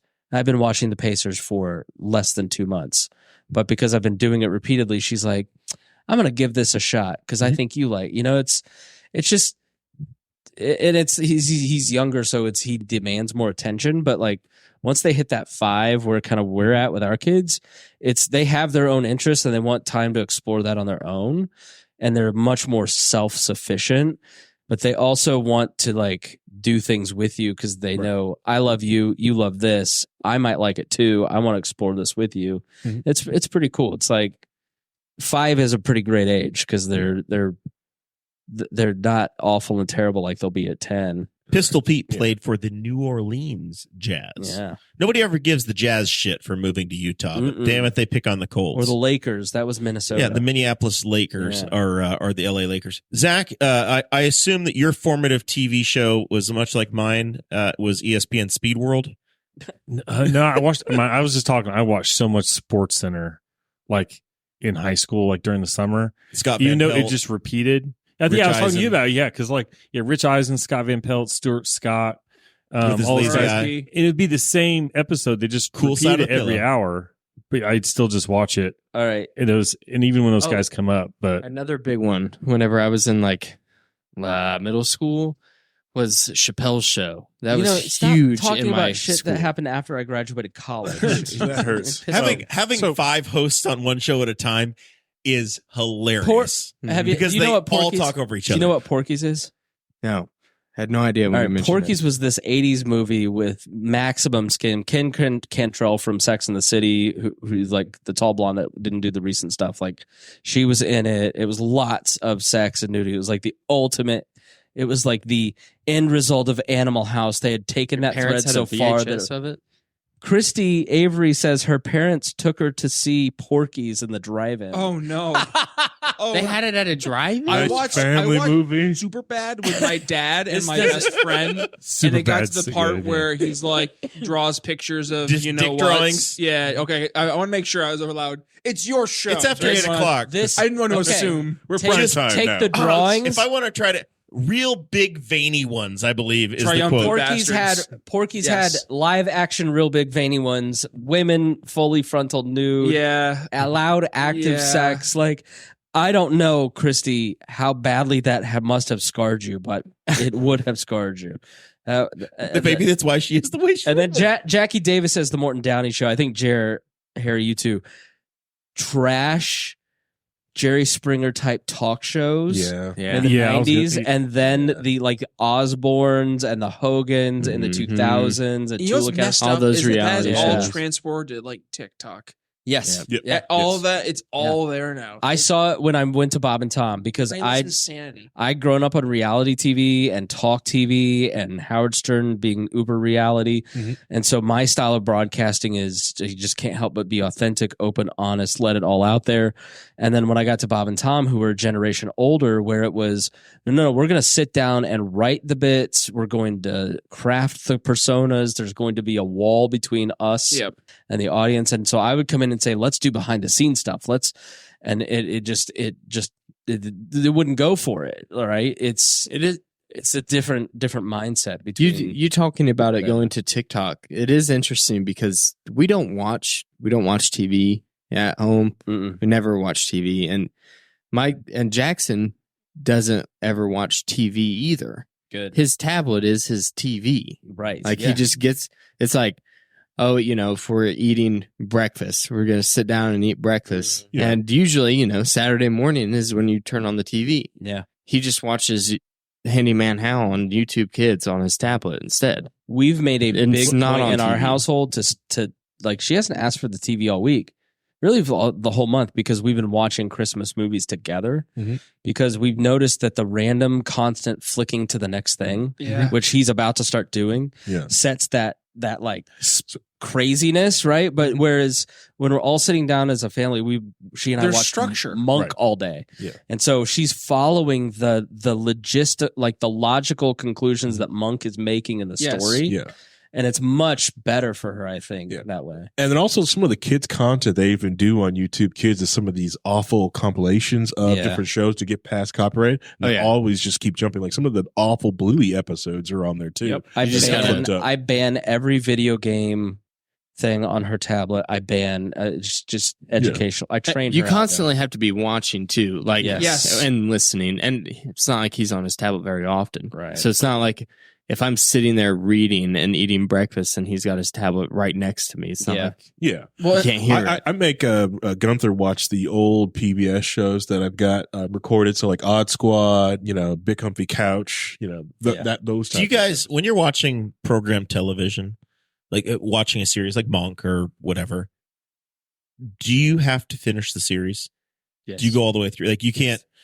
Like, will you drop out or will you follow it all the way through? I Like, will if you got to probably- the second season, are you going to see it to the end, or I'll do you lose probably interest and give follow. up? Yeah, like Blue Bloods, for instance. I've watched Blue Bloods probably all the way through 4 times. No, it's got to be good. I like watching a series. Reagan and I will pick a series and we'll watch it through. But like, it depends on if it's good. Like Game of Thrones, and we're into it, we'll finish it. But like, we just watched some Polish show called 1471 or something. It's actually very clever, but it's like a sitcom set in the medieval Polish Empire. It's very funny and clever, but like we just never went back to it. We just kind of got lost with other stuff. I feel like You Game should of Thrones, watch- watch Spartacus. The sex scenes are so much better. I You feel should like watch Blackadder. It's Yeah. Rowan Yeah, Atkinson. Blackadder's good. Yeah, so yeah, I'll- Blackadder is right down. I'm Spangle's. not. I'm It's no the best. longer as OCD about like I started it. I got to finish it. See, I think, and I'm a huge fan of the show, but I think this show and what they did and the way the last 2 seasons worked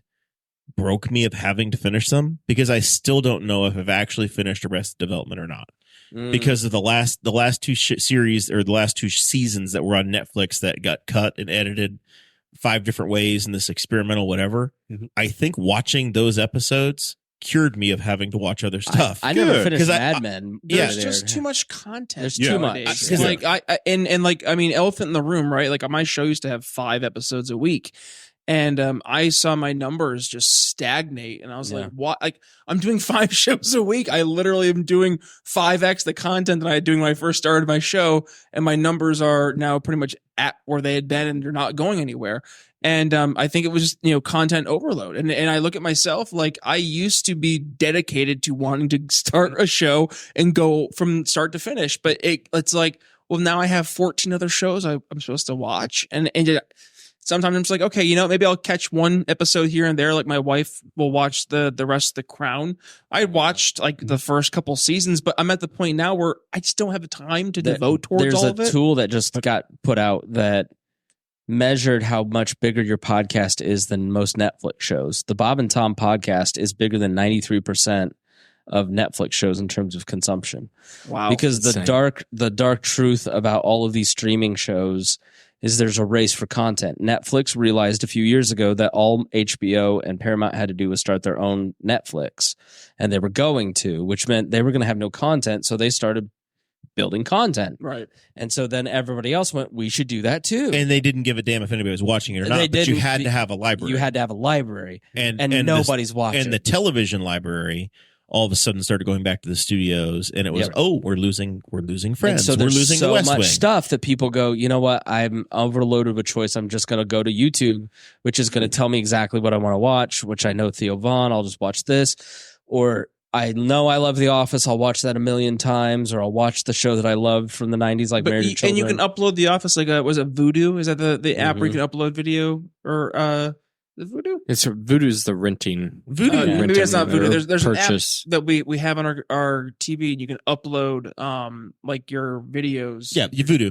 Yeah, Is for it $2, $2 you can convert your digital your Yeah. handheld DVDs. DVD, Yeah, your DVD. and you can make it an Yeah, that's available what, video. it is. Yeah. Yeah, and some of them are free. I know that there's some that are free. I only went through and I did the ones that were free. Disc- But as disc to content digital. creators, the pandemic changed everything, because Yeah. the rule was, the ironclad rule was, more content, more consumption, better, more yeah. eyeballs. I'm even thinking of taking the Chris Spangle show down to twice a month, and I've been rock solid once a week, every single week this entire year, for the first time but like, the consumption is there. People just want your best. Mhm. They don't want all of it. Yeah, like, so Mr. Beast does like one video every 3 weeks, instead month of and a every day. half. Yeah. Because there's just not enough appetite. And every study shows this. Like, people just want, like, It's quality much. over quantity. Yeah. There's so much content out there, and you could, because at this point, like we talked about this on Low Key, that even if you hate some of the new content, you could just stop right now. I think YouTuber Dave Cullen was just going back in the line of just watching old school, like sci-fi nostalgia shows, and just getting into it, because it's like the modern, like the newer sci-fi stuff is like pretty much junk. Yeah. Audrey and I, we watch, like, we don't watch TV except for at the very end, right before we go to bed, and we'll watch like 20 minutes of a video game streamer streaming Grand Theft Auto 5 or something, and it's like we watch for 15 minutes and it's like time for bed, or what? Then like every 2 weeks it'll be like, oh, let's it's Friday night, let's watch the next episode of Game of Thrones. Like, I recommend One Piece. what? The anime I heard One that. Piece. It's really good. It's really good, especially like when you get into it and you actually find out like the main plot of the show is the pirates of the show are just trying to live free, and the government is trying to stop them, and the government's the bad guys because they're ruled by an overarching elites. Show update. Harry's fingernails are dark blue, so we're safe. It's okay. Woo. I think they might change as his mood changes. They adjust. I'm Are just they saying like mood maybe rings? hope for the next year. So, tell me, Brian Nichols, Hi, Jeremiah about Morrell. what's going on in the Brian Nichols Show world. We've got our Chris Spangle update. We got our Loki wall update. What's going on with the Brian Nichols Show? What do you been doing over there on the other side of the wall? Lots of interviews. So my show is twice a week, and traditionally the way I approach my show is I like to have conversations with folks who we've identified there's a problem, and how do we address said problem without having to go through the channel of government solutions. So if we can go through private sector alternatives, let's do that. So for example, I had one gentleman on my show, and he started a pediatric cancer research fundraising organization, and they were doing everything through Bitcoin cryptocurrency, and they actually developed a cryptocurrency specifically for their organization. And then with that, they also built an open blockchain network where they're able to share research for pediatric cancer research. So what was happening is all these different colleges were doing research on pediatric cancer, and they were having advancements, but nobody was sharing their research with everybody else. So they're like, well, let's put this on the blockchain, have real-time data, real-time information being shared. So bringing a real solution to a very real problem, and helping advance the advancement of research for kids' pediatric cancer research. So, those kind of conversations, being able to actually address the problems we see out there. And it's one thing to identify problems. I think it's another thing to identify the problem and bring a solution to the table. And people, I think the past 10 years or so, we've done a really good job of figuring out what the problems are. But now people are looking to embrace solutions. So I want to bring solutions to the table. So my show has really been focused on bringing solutions to the table. Really has changed as a show. I've from 2018, it was a much more of a politically aimed show, and now we're much more solutions oriented. So it's been fun though. Change of pace. We went, like I said, down from 5 shows to 2 shows, which has been a nice breath, because I've been able to enjoy more of the shows versus like just feeling I have to get content just grinding them out. Yeah, when it starts to feel like a job, then you're not. It was rough. It's not. People aren't going to listen to you in the same way that when you're passionate about doing it. Yeah, well, Zach would walk by and he'd be like, what, 7 a.m, and he'd be like, Brian's at the studio. Why? On like a Saturday. On a Saturday morning. Yeah, I was like, I'm just trying to get things ready to go. How has it been now? You're like 2 years in country, coming up on your big anniversary. Here? Yeah, I love it. As a Hoosier. Oh, I love it. 10 out of 10. Getting to know people. You're seeing people like Zach around town. How's that transition gone? Because the WAL Network moved you here, right? It did. Like it moved you to East Central Indiana. Chris Spangle's We Are Libertarians Network officially is what got me to Indiana. So I remember Sorry, never mind. You came to the pool party and realized when- nobody had to wear a mask and everybody was shopping and walking free, and you were like, what? Yeah. I was getting ready to say that literally next month is 2 years of you in the studio. Yeah. Wow. Yeah. Everything's 2 years. Wow. Yeah. Because January of 2021 or 2022 is when we moved here, and it's 2024. Wow. Of course, you've seen how crap Philadelphia has been since he left too. Yeah. He was holding that together. Yeah. You were The glue. Yeah. Well, so Philadelphia was rough. For those who didn't know, I moved from Philadelphia, Pennsylvania. Downtown Philly. Yeah, like in the heart of Philadelphia. It was not a good area. I don't know why you pick on the land of Ben. Where it is like always this. sunny, by the It- way. it's One of not. the It's cities I really had been attacked in by homeless people. New Orleans is the it's other. it's And San a dangerous Francisco. city. But when I started really getting into libertarian politics, I found Real Libertarians, and I listened to the network, and I really found myself listening to the shows and finding like I was a part of the family, even though I wasn't part of the family. I didn't live here. Who did you fall in love with? Was it Aaron Ewert or I only ever did like 1 or 2 episodes. Tad Wester and Greg Lenz? It was- Who was Tad. the person that you said, oh my God, I've got to be a part of these it people? wasn't so much. It wasn't one character. It was the dynamic. Little Brett Bittner. So like, It's Brett. and I personally have gone through some very big changes in my own personal like friendship dynamics with some very old close friends who aren't really friends anymore. And I think part of it is because what I was looking for was something that felt very authentic. And what I saw coming from the network was people who genuinely enjoyed each other's company because of not just shared experiences, but this idiot. yeah, you sure did. Me and Harry Here I hate am. each other. But shared values and shared goals. And when and I mean Chris jokes, but when we came out here for the pool party in 2020, or no, it's 2021. Sorry, Yeah, 2021. it was July 20. Like 2021. Indiana was done with COVID BS July 4th, 2020. Yeah, and it was July 2021, and it was still lockdown central. and you and in Philly. Renzo came and to around the same time and just couldn't because he was in DC. Yep. And he commented, he's like, I was in Noblesville and I could not believe people at the shop. I was on a podcast I was on Matt Kibbe's show in 2021, and it was January 2021, and it was still like a ghost town. Like you could Crazy. not do anything. So when I came out here, not only seeing that, but there is just something, and I can't really put it into words, but when you come out here to the Midwest, people, and I know there like people out here can, like when they hear I moved from Philadelphia, Pennsylvania to here, I always get the why? Like why would you move here? Right. But like and just got you got to take realize 80% of these people moved from Albany, Kentucky to here 2 generations ago. So I ignore that. Drown that noise out. There is a and this is something that in 2024, like I want to fight. Like there is a crushing cynicism that has crept into American society, and people don't love the place in which they live. Yes. We sort ourselves socially by niche, which has kind of taken away the love of our location, which is incredibly important to our souls. Yeah. And small town Indiana is awesome. And Yes. there is a lot about Indiana that is awesome. Yes. But that is not cool to say. That is a boomer attitude to say that Newcastle, Indiana is awesome.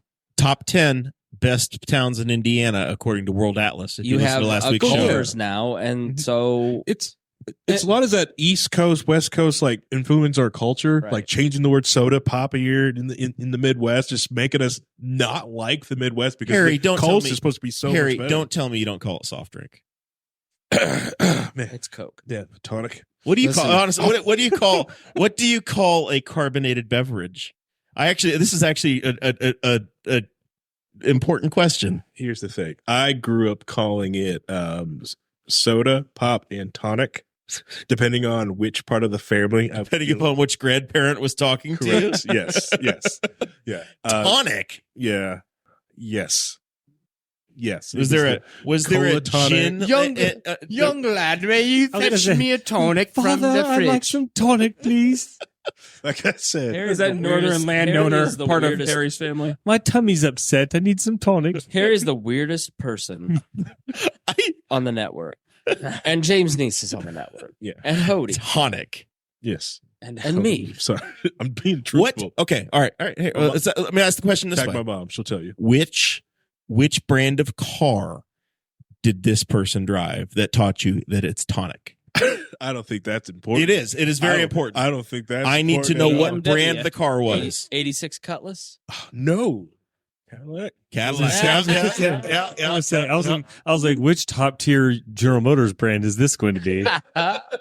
It's how also I grew up like hating Cadillac cars, working on Cadillacs. Like I fully embraced BMWs and guys were talking about Mercedes cars. over Cadillac cars. At least those made sense when you're working on them. So really quick, just to finish my one thought, because Sorry. I feel I have to sneeze. Oh, I'm sorry. You're interrupting No, it- Harry again. Wow. Well, my original We've thought never got interrupted. learned. I don't remember how it got interrupted, but the whole There's like 5 grass. podcast hosts. I know, isn't it great?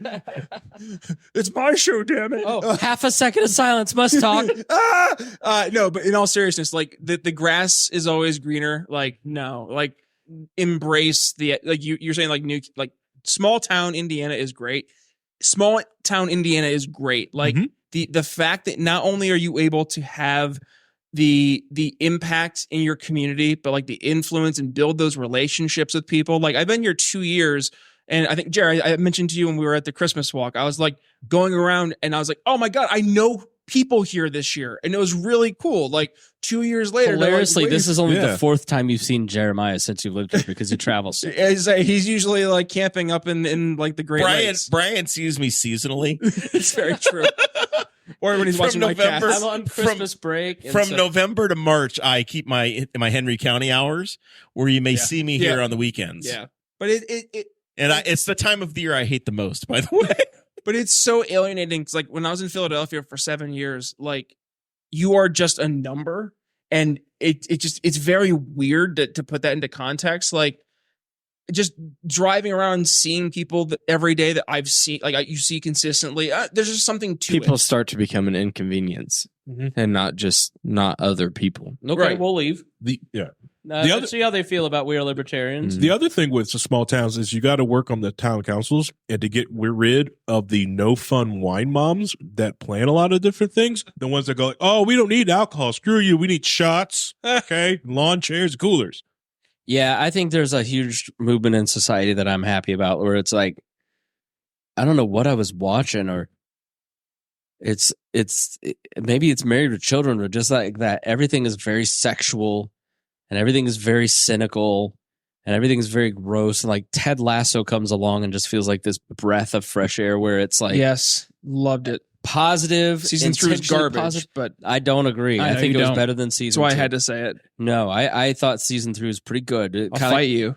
No, I thought season Go. 2 was. I just don't I'm want just season. kidding. I'm I gonna don't want fight you. Ted sad Ted Lasso. No.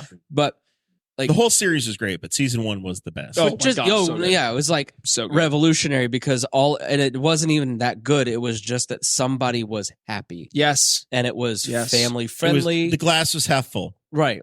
I had people like at my office who were sports like meathead guys being Yeah. like, man, that Christmas episode, Ted Lasso, had me crying. And I'm like, who are Season you? 3 where they're in the locker room and they're like talking about show tunes or they're talking about stuff that our dads would have called a certain word, right? Barbecue sauce. Like A bundle of our- sticks. our generation is much A more cigarette in England. a much more family oriented society. It's much more about character. Like it's much less about stuff. Like I don't know. I think, and part of the economy, we complain about the economy and how bad it is, and it's not fair. But I think it is making us more character oriented, like our grandparents. Well, and it wasn't, so Ted Lasso wasn't preachy either, Yeah, right? right. It He- was just authentic. Yeah, It was he good. just, he preached by doing. Yeah. And that was what spoke to it because it wasn't somebody like, you know, that when we all watch those movies and it comes to that one part in the movie where you can just like feel the character is like getting ready to do like this really big woke speech. And Right. you're getting condescendingly spoken to. Like, Yeah. Go to the bathroom time. yeah, like there's that one scene in Barbie where the girl goes off about the patriarchy. And I literally, I was like, oh, here we go. Like I just, you can The- feel it. the Listen to him bragging about seeing current movies. No, we just watched the Barbie movie, and you were exactly right. The Barbie movie is just like I said, like Porky's was the end result of Animal House, like the Bro movie taken to its logical conclusion. The Barbie movie is the logical end conclusion of critical theory. Yes. It is the politics of it must die in there is no story to it. Tell me the plot. Tell me what the story is there. You can't. It literally Patriarchy bad. right. Like I thought it was very clever satire. It was very well done. The set was amazing to look at, but there was no storytelling to it, which is why nobody's going to think about it in 5 years. Yep. It's not like Grumpy Old Men, which has like a story where you 30 years later, like, where I you love still that. think, and Margaret is hot. Why do we watch Planes, Trains, and Automobiles every single year? Because it has such a heartwarming, touching story that has values in it, but it's not like the Barbie movie where everything is in service to the movement, to the message, the progressive view. And it's totally uninspiring and does nothing to change any minds.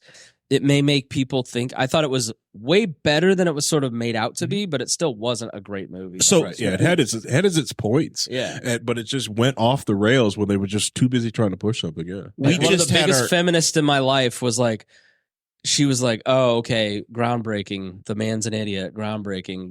Women whose moms are which is worthy." exactly why Bob Newhart didn't want to have a kid on a TV show because it was Really? dad's. Yeah, he was like he's the as his show comes along in the 70s. And it's just a married couple, no kids. And they're like, all right, well, we need to have you have a kid. And he's like, I love it. Sounds great. Who's going to play Bob? Because I ain't fucking doing it. Really? Yeah. Because he's like, I'm not going to do this show where dad's the idiot. And I'm, Right. he refused to do it. And that's exactly where, where Barbie went later. We were watching Christmas Vacation this year. It's annual tradition. We just wrapped it up. Classic. And we're watching that program. And I thought the reason this is so damn relatable, because it was made in, I don't know, 89, right? It's the entire month of December. It's the lead up to it. And now, I think you and I have had this conversation. We're now in our 40s. Mm-hmm. Clark Griswold was 47 years old when the show's Right. on. it's becoming more relatable as you go on. And it doesn't say, okay, we're going to take just Christmas and like this day. It takes the season, right? It takes like December 14th through December 25th. Yeah. Like, or Christmas Eve, I guess. And it shows everything that's happening in the life. It shows, hey, we're going to work. We're schlepping to work. We're worried about the money not coming in. We're worried about these family inconveniences and putting up the lights and dealing with the neighbors. All of these things that you deal with in the holiday season. Yeah. It perfectly connects to the American Christmas experience. Mm-hmm. Yeah. The reason the movies from the 80s and 90s are the best ever made is that they were trained by the vaudeville generation. Mm-hmm. And so the vaudeville generation never really had money because it was all a new industry, new technology. It wasn't advanced. But in vaudeville, you performed 2, 3, 4 times a day or night, every day for 300 days a year. And Bob Hope, Jack Benny, Gracie and Allen, Burns and Allen, they had like these, those old radio shows had like they just had entertainment so finely honed. And then they grew up and kind of became the leaders of Hollywood and then taught that generation of Spielberg and Christopher Columbus and other people. And then in the 80s and 90s, you had the technology settled. You had the wealth to make the movies that you wanted to make. Mm-hmm. And then when somebody gave the keys to John Hughes. Right. John Hughes is a huge theme throughout most of what we've just talked about. Right. Today. Oh, absolutely. You get Hollywood gave people the freedom to experiment. And then when you get to really like the 2000s post-Iraq war, which everything is in service to a message, right or left. Politics now shapes people's views. Those friendships are probably destroyed because of politics. People now select their church based on political views, not based on views of Christ. Like that means you have a golden calf in your life, right? Everything is political now. And so movies now have to fit, Matt Rife, major comedian, never heard of him, big on TikTok, huge female audience. Says, you know what, I need more men following me. What's the way I can get a male audience? Well, there's a formula. Let me make a domestic violence joke. Men sure do love that. That really appeals to men, I think. And then let me go and Jordan Peterson cry about cancel culture while I still cash millions of dollars of checks. Like it's now reached like an absurd conclusion on the left and right where it's also watered down that everything is about the message and it's not about the story that you're trying to tell. That's why something like Miss Pat's content reaches people. Mm-hmm. She's not trying to fit into any stereotype. Like her shows are just authentic and it connects with people. And all these women listen to the podcast because they go, that reminds me exactly how my mom actually talked to me. Not how like some TV show that was crafted by some overthinkers who, never grew up the way, they just all grew up in Hollywood and they wrote the TV show because they think that's what a young black female wants to watch, as opposed to a woman who comes along and says, yeah, I am a black mama and I do yell at my kids and I do tell them to fuck off. Right. Like, so it's after 8:00, kids. It's fine. Yeah. I'm just saying it's so, oh, sorry. I forgot you guys don't curse. We're in prime time. But I'm just saying like after the Iraq war, everything kind of became about picking a team in content and media and entertainment and movies, and it drove people away. And so now the only thing you can get is like, well, maybe we should do like a reboot of MASH.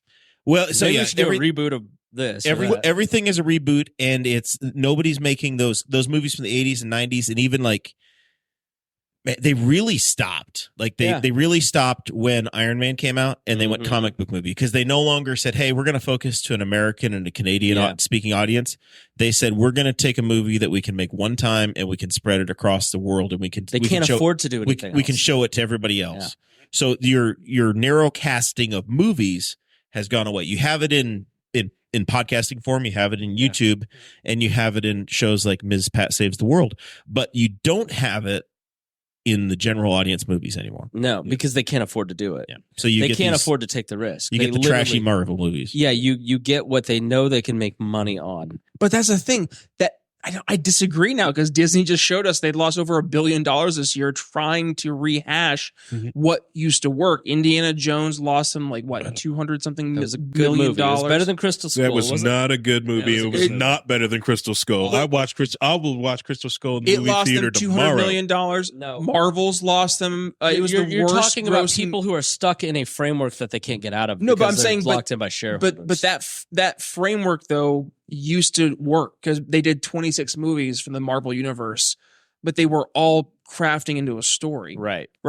So it worked, but it was because it was part of something that was more grand. Then you go to the next phase of that, and they lost that storytelling arc because they introduced the multiverse, and now there's no consequences. Oh my gosh, this character died.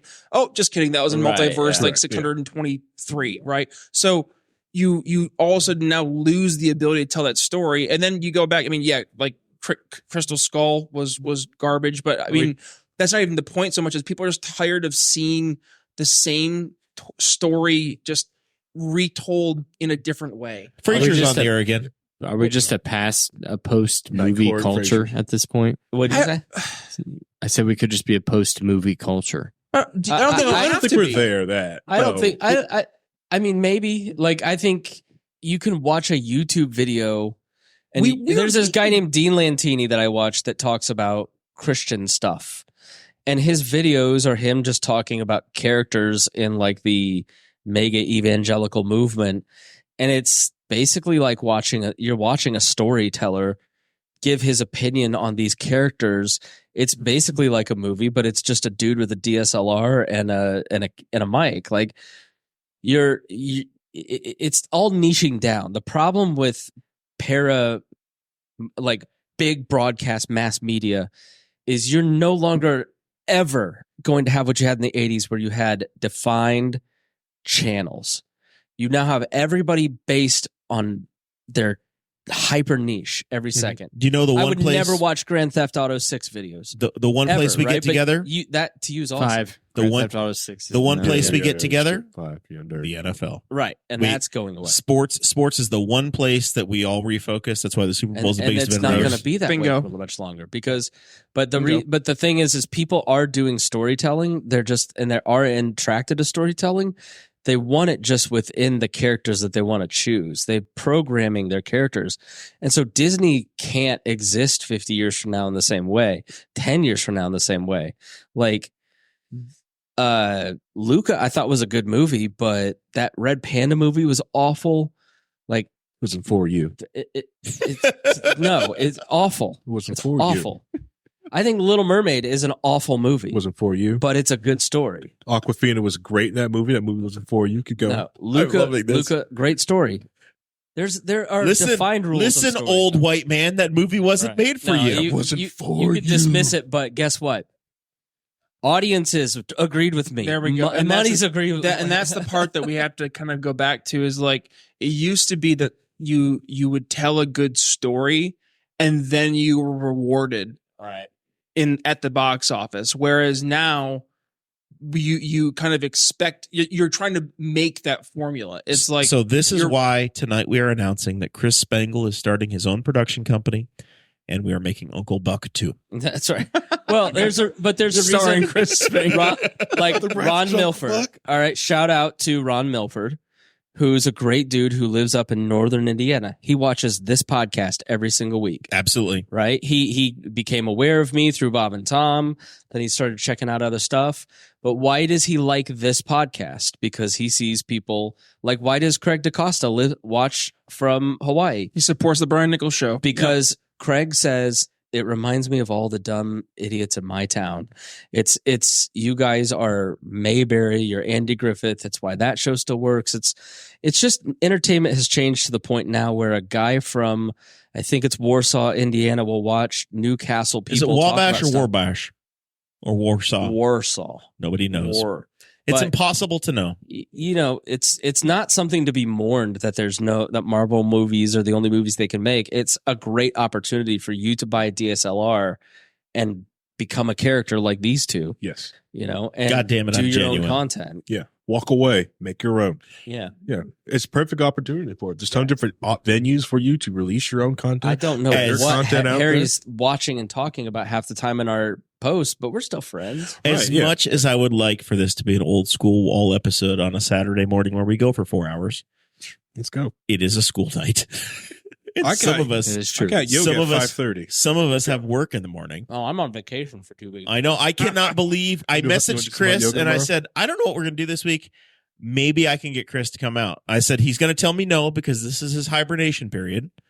But he instead was just moderately difficult and said, "Oh, I couldn't possibly do a Thursday, but maybe Wednesday." And then we get through Christmas, and I'm like, I did my negotiating on this side with these guys, and I got a Wednesday commitment.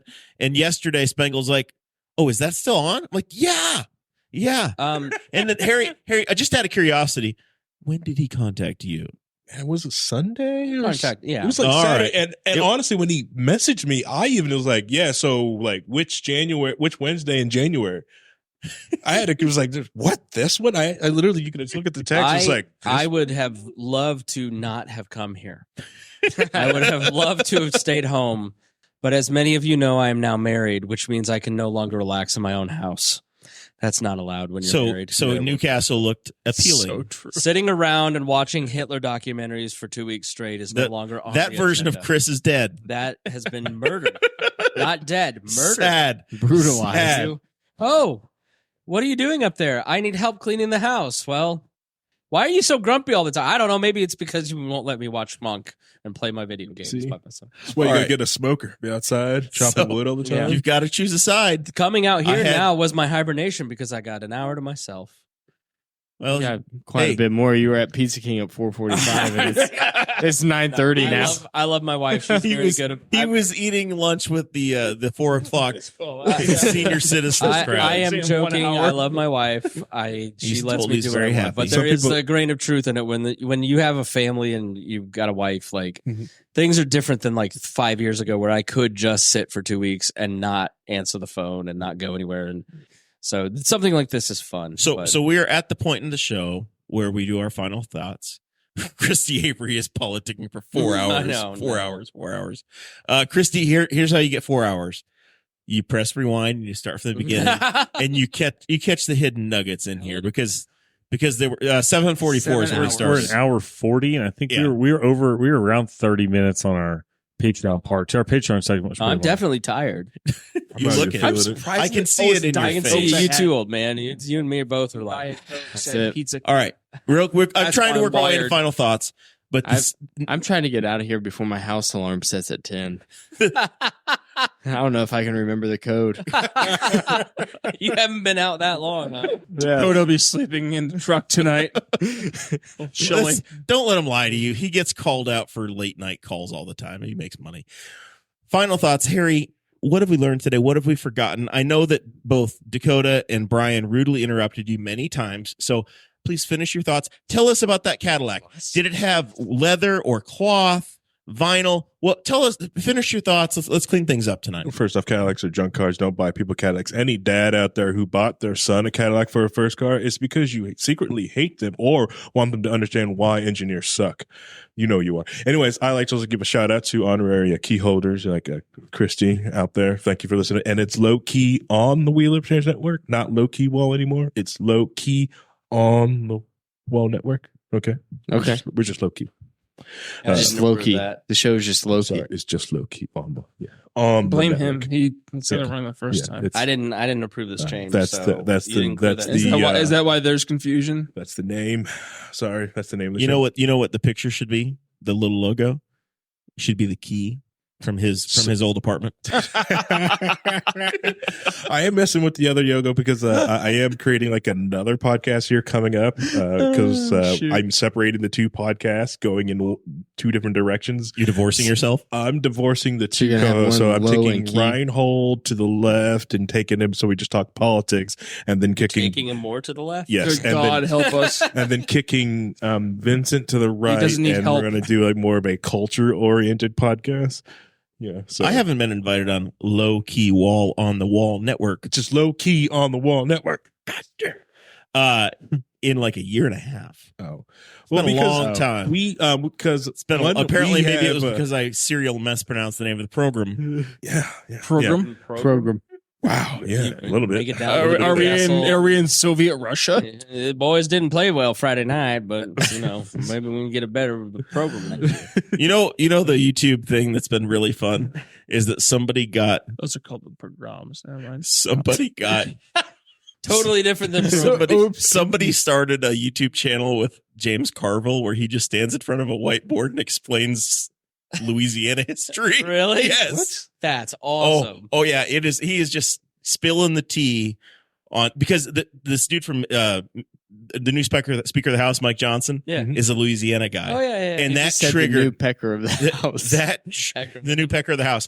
That triggered James Carville, and something snapped. So he got some college kid to just turn the camera on, and he explains the world in the eyes of James Carville. You got to send and, me the link. and I need Spangle that is going to that. absolutely adore it. I love James. Yeah, so it's like That's there's like 2 or awesome. 3 hours of him just standing in front of a map explaining who's related to who and who did what and what university was what, just absolutely spilling it. Anyway, James Carville has a right there. great Yeah. cameo Content in right Wedding there. Crashers. Thank you. By the way, I believe he does. He The does. censor- yeah. him and John McCain. Yeah, he's both so in, Wedding James Crashers. Carville's a national treasure. So low key on the low wall. key on the wall Wall network. network. On the wall network. That's Low key wall. I'm going to It's write just this low-key. down in No, it's pen. low key.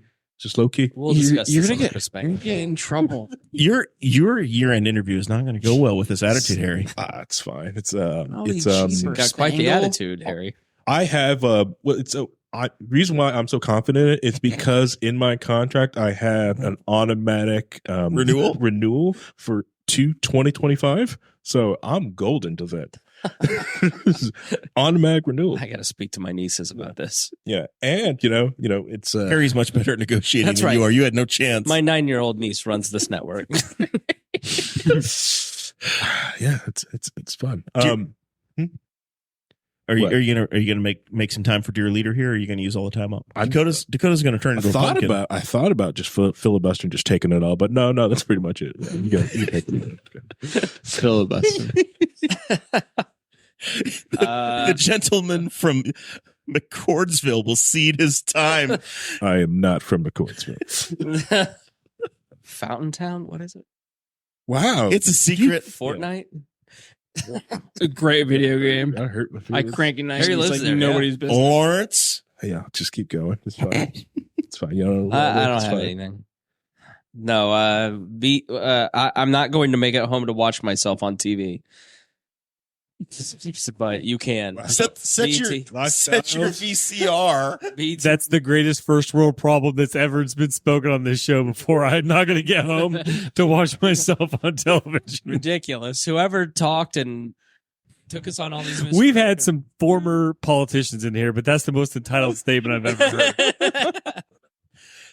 I knew him when he scrubbed toilets in the post office, and I knew him when his Chrysler 200 was on blocks. You once said, "Hey, I'm in town." Because you he wanna go get loves pizza? living in Indy. The pizza lord. He goes, "You want to go to get pizza?" And I said, "Yeah, I'd love to go get pizza."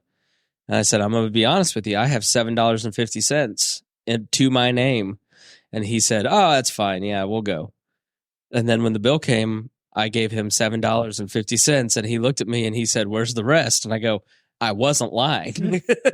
This is why I have continued to contribute $7 a month to the WAL Patreon for 9 years now. Jeremiah Morrell Pizza Society. So check out all my projects, chris-spangle.com. That's my link tree. You can find all the different shows and lots of new, fun, cool things coming this year that I think are fun and cool. I don't care if any of you do either, but we'll see. Maybe you will. Maybe you won't. Like many young women on Instagram, check the link in his bio. Please. chris-spangle.com. Only Chris.net. So, Zach, has this been all you hoped for? We haven't had a show this long since Travis White was in here wearing 18 different hats. Yeah, this has been entertaining just to sit back and watch. Good old Travis. How you doing, buddy? If you don't love on Brenda Grider right now. Yeah, I was gonna say I that has come up because she was in the chat earlier. People, you guys are talking about small town. Brenda Grider, she's only got less than a week left. She's the Clerk treasurer. Clerk treasurer. Stepping away from that. one of the hardest working people in Newcastle, one of those people that does a lot of things that make the town a lot better. She was kind of instrumental in the big bike giveaway. They gave away like 200 bikes at a Broad Street cruise a couple months ago. So we had a local family member of a fireman diagnosed with cancer, and Brenda shows up with a cavalcade of people, and they got a check, they got some Christmas gifts, and they got an all expenses paid trip to Disney. Nice. Just delivered to their front door. I also know that Brenda she messaged me the week before Christmas, and she's like, "Hey, your kid got a bike, didn't he? Or did he get a bike? Because my son's bike was stolen off the porch." And I said, "Yes, my son was taken care of." And she's okay. I'm working some magic. Just wanted to check in. I noticed that the Broad Street Cruise people worked with Pointer Brothers, and they were delivering bikes on Christmas Eve, I think, to kids who didn't know that they had bikes coming. And they weren't like, nothing to knock on Walmart. They weren't Walmart bikes. They weren't Huffies. No, they were like custom painted Pointer Brothers bikes that were like sweet looking. So Brenda's been working, and she's also a prime Santa's helper for all the kids that mail stuff to Santa. So just small town. Brenda's one of those people that makes small town Newcastle great. And she got a standing ovation at her last city council meeting, and she deserved it for all the stuff she did out of the city council. That's the least of the work she does for the community is in her elected position. So kudos to Brenda. I'm not sure if she's still listening, but she should. Maybe past her bedtime. Yeah, it might be past her. But she should Me too, take Brenda.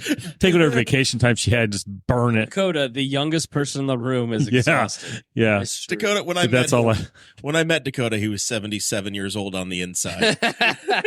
It's And only I got- could see it in, He's all like in Jackson's eyes. he's on like his Jackson third has Buick. inherited it too. Yeah. Jackson's 3 going on 47. He's like, I guess we'll have pizza now. Yeah, I mean, Dakota's been through. He's been through Buicks, not a Buick. No, I've only had one Buick. You do that phrase, but that's all I'd say was Wow. shout out to Brenda. And now on to whatever Dakota's final thought was, which will be probably good night. We're just going to skip right over Hey, Brian. Zach says, well, we're done with Yeah, Dakota, make it quick. Brian. I cede my time to Brian. I'm getting tired now.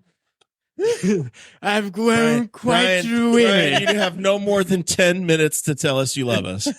I do love you guys. I would just reiterate the point Harry made about cybersecurity threats. So one of the things I'm doing here locally in Newcastle is I partner with a company that does cybersecurity penetration testing services for small and medium businesses. I knew I couldn't say it without getting him to giggle.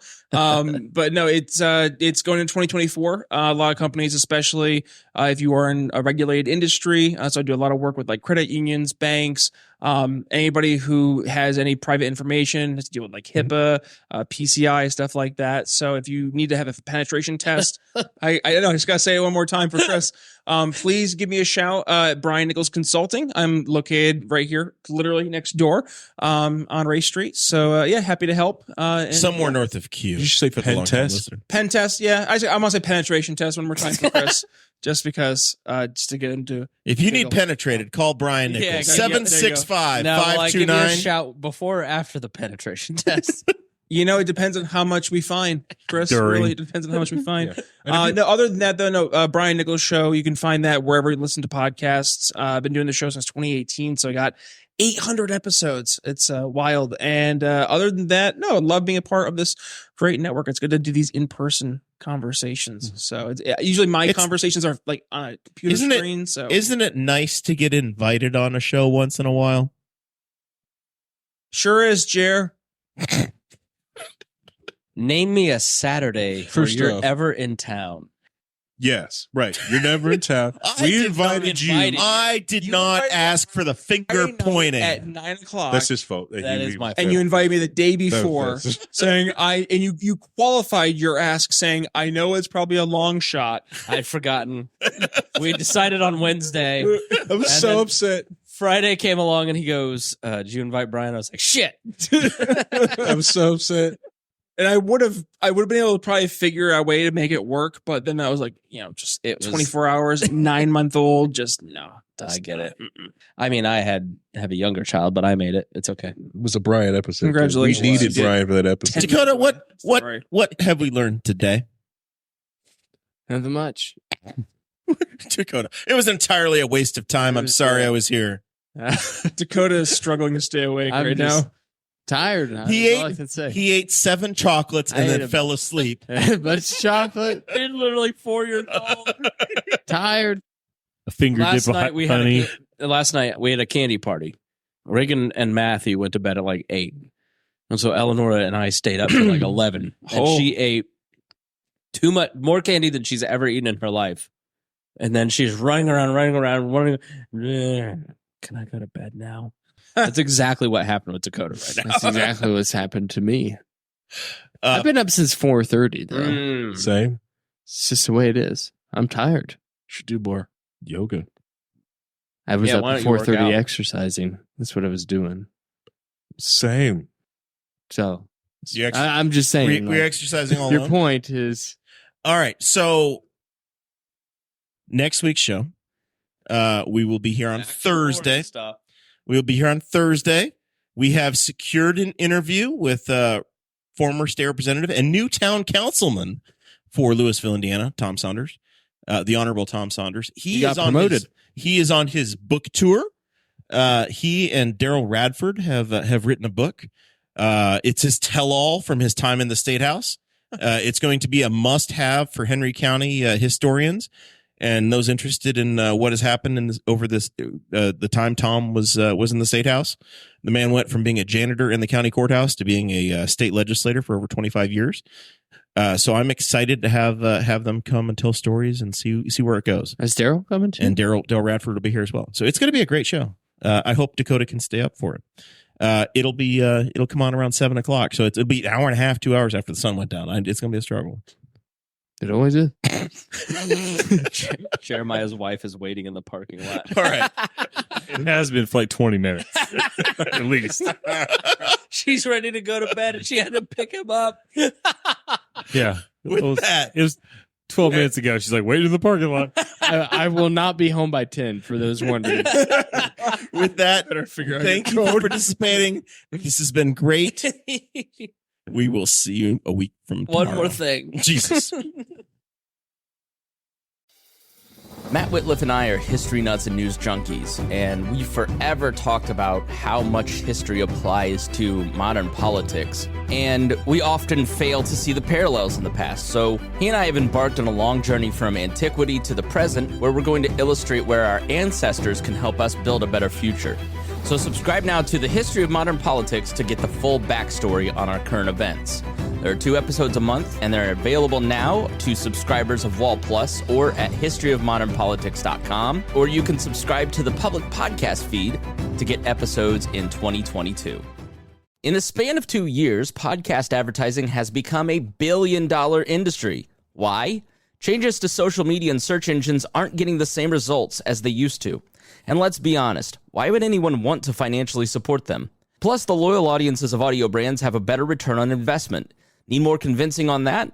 Look up Edison Research's Infinite Dial. As the longest-running libertarian network, the audience of the We Are Libertarians podcast network have been our partners in growth for almost a decade. We are looking for advertisers that will enhance the lives of our listeners, and we have only 6 slots available for companies that are looking to grow with us. Volume matters in advertising, and no other libertarian brand can offer you over 40 episodes across 10 shows a month while reaching tens of thousands of people for one easy monthly payment.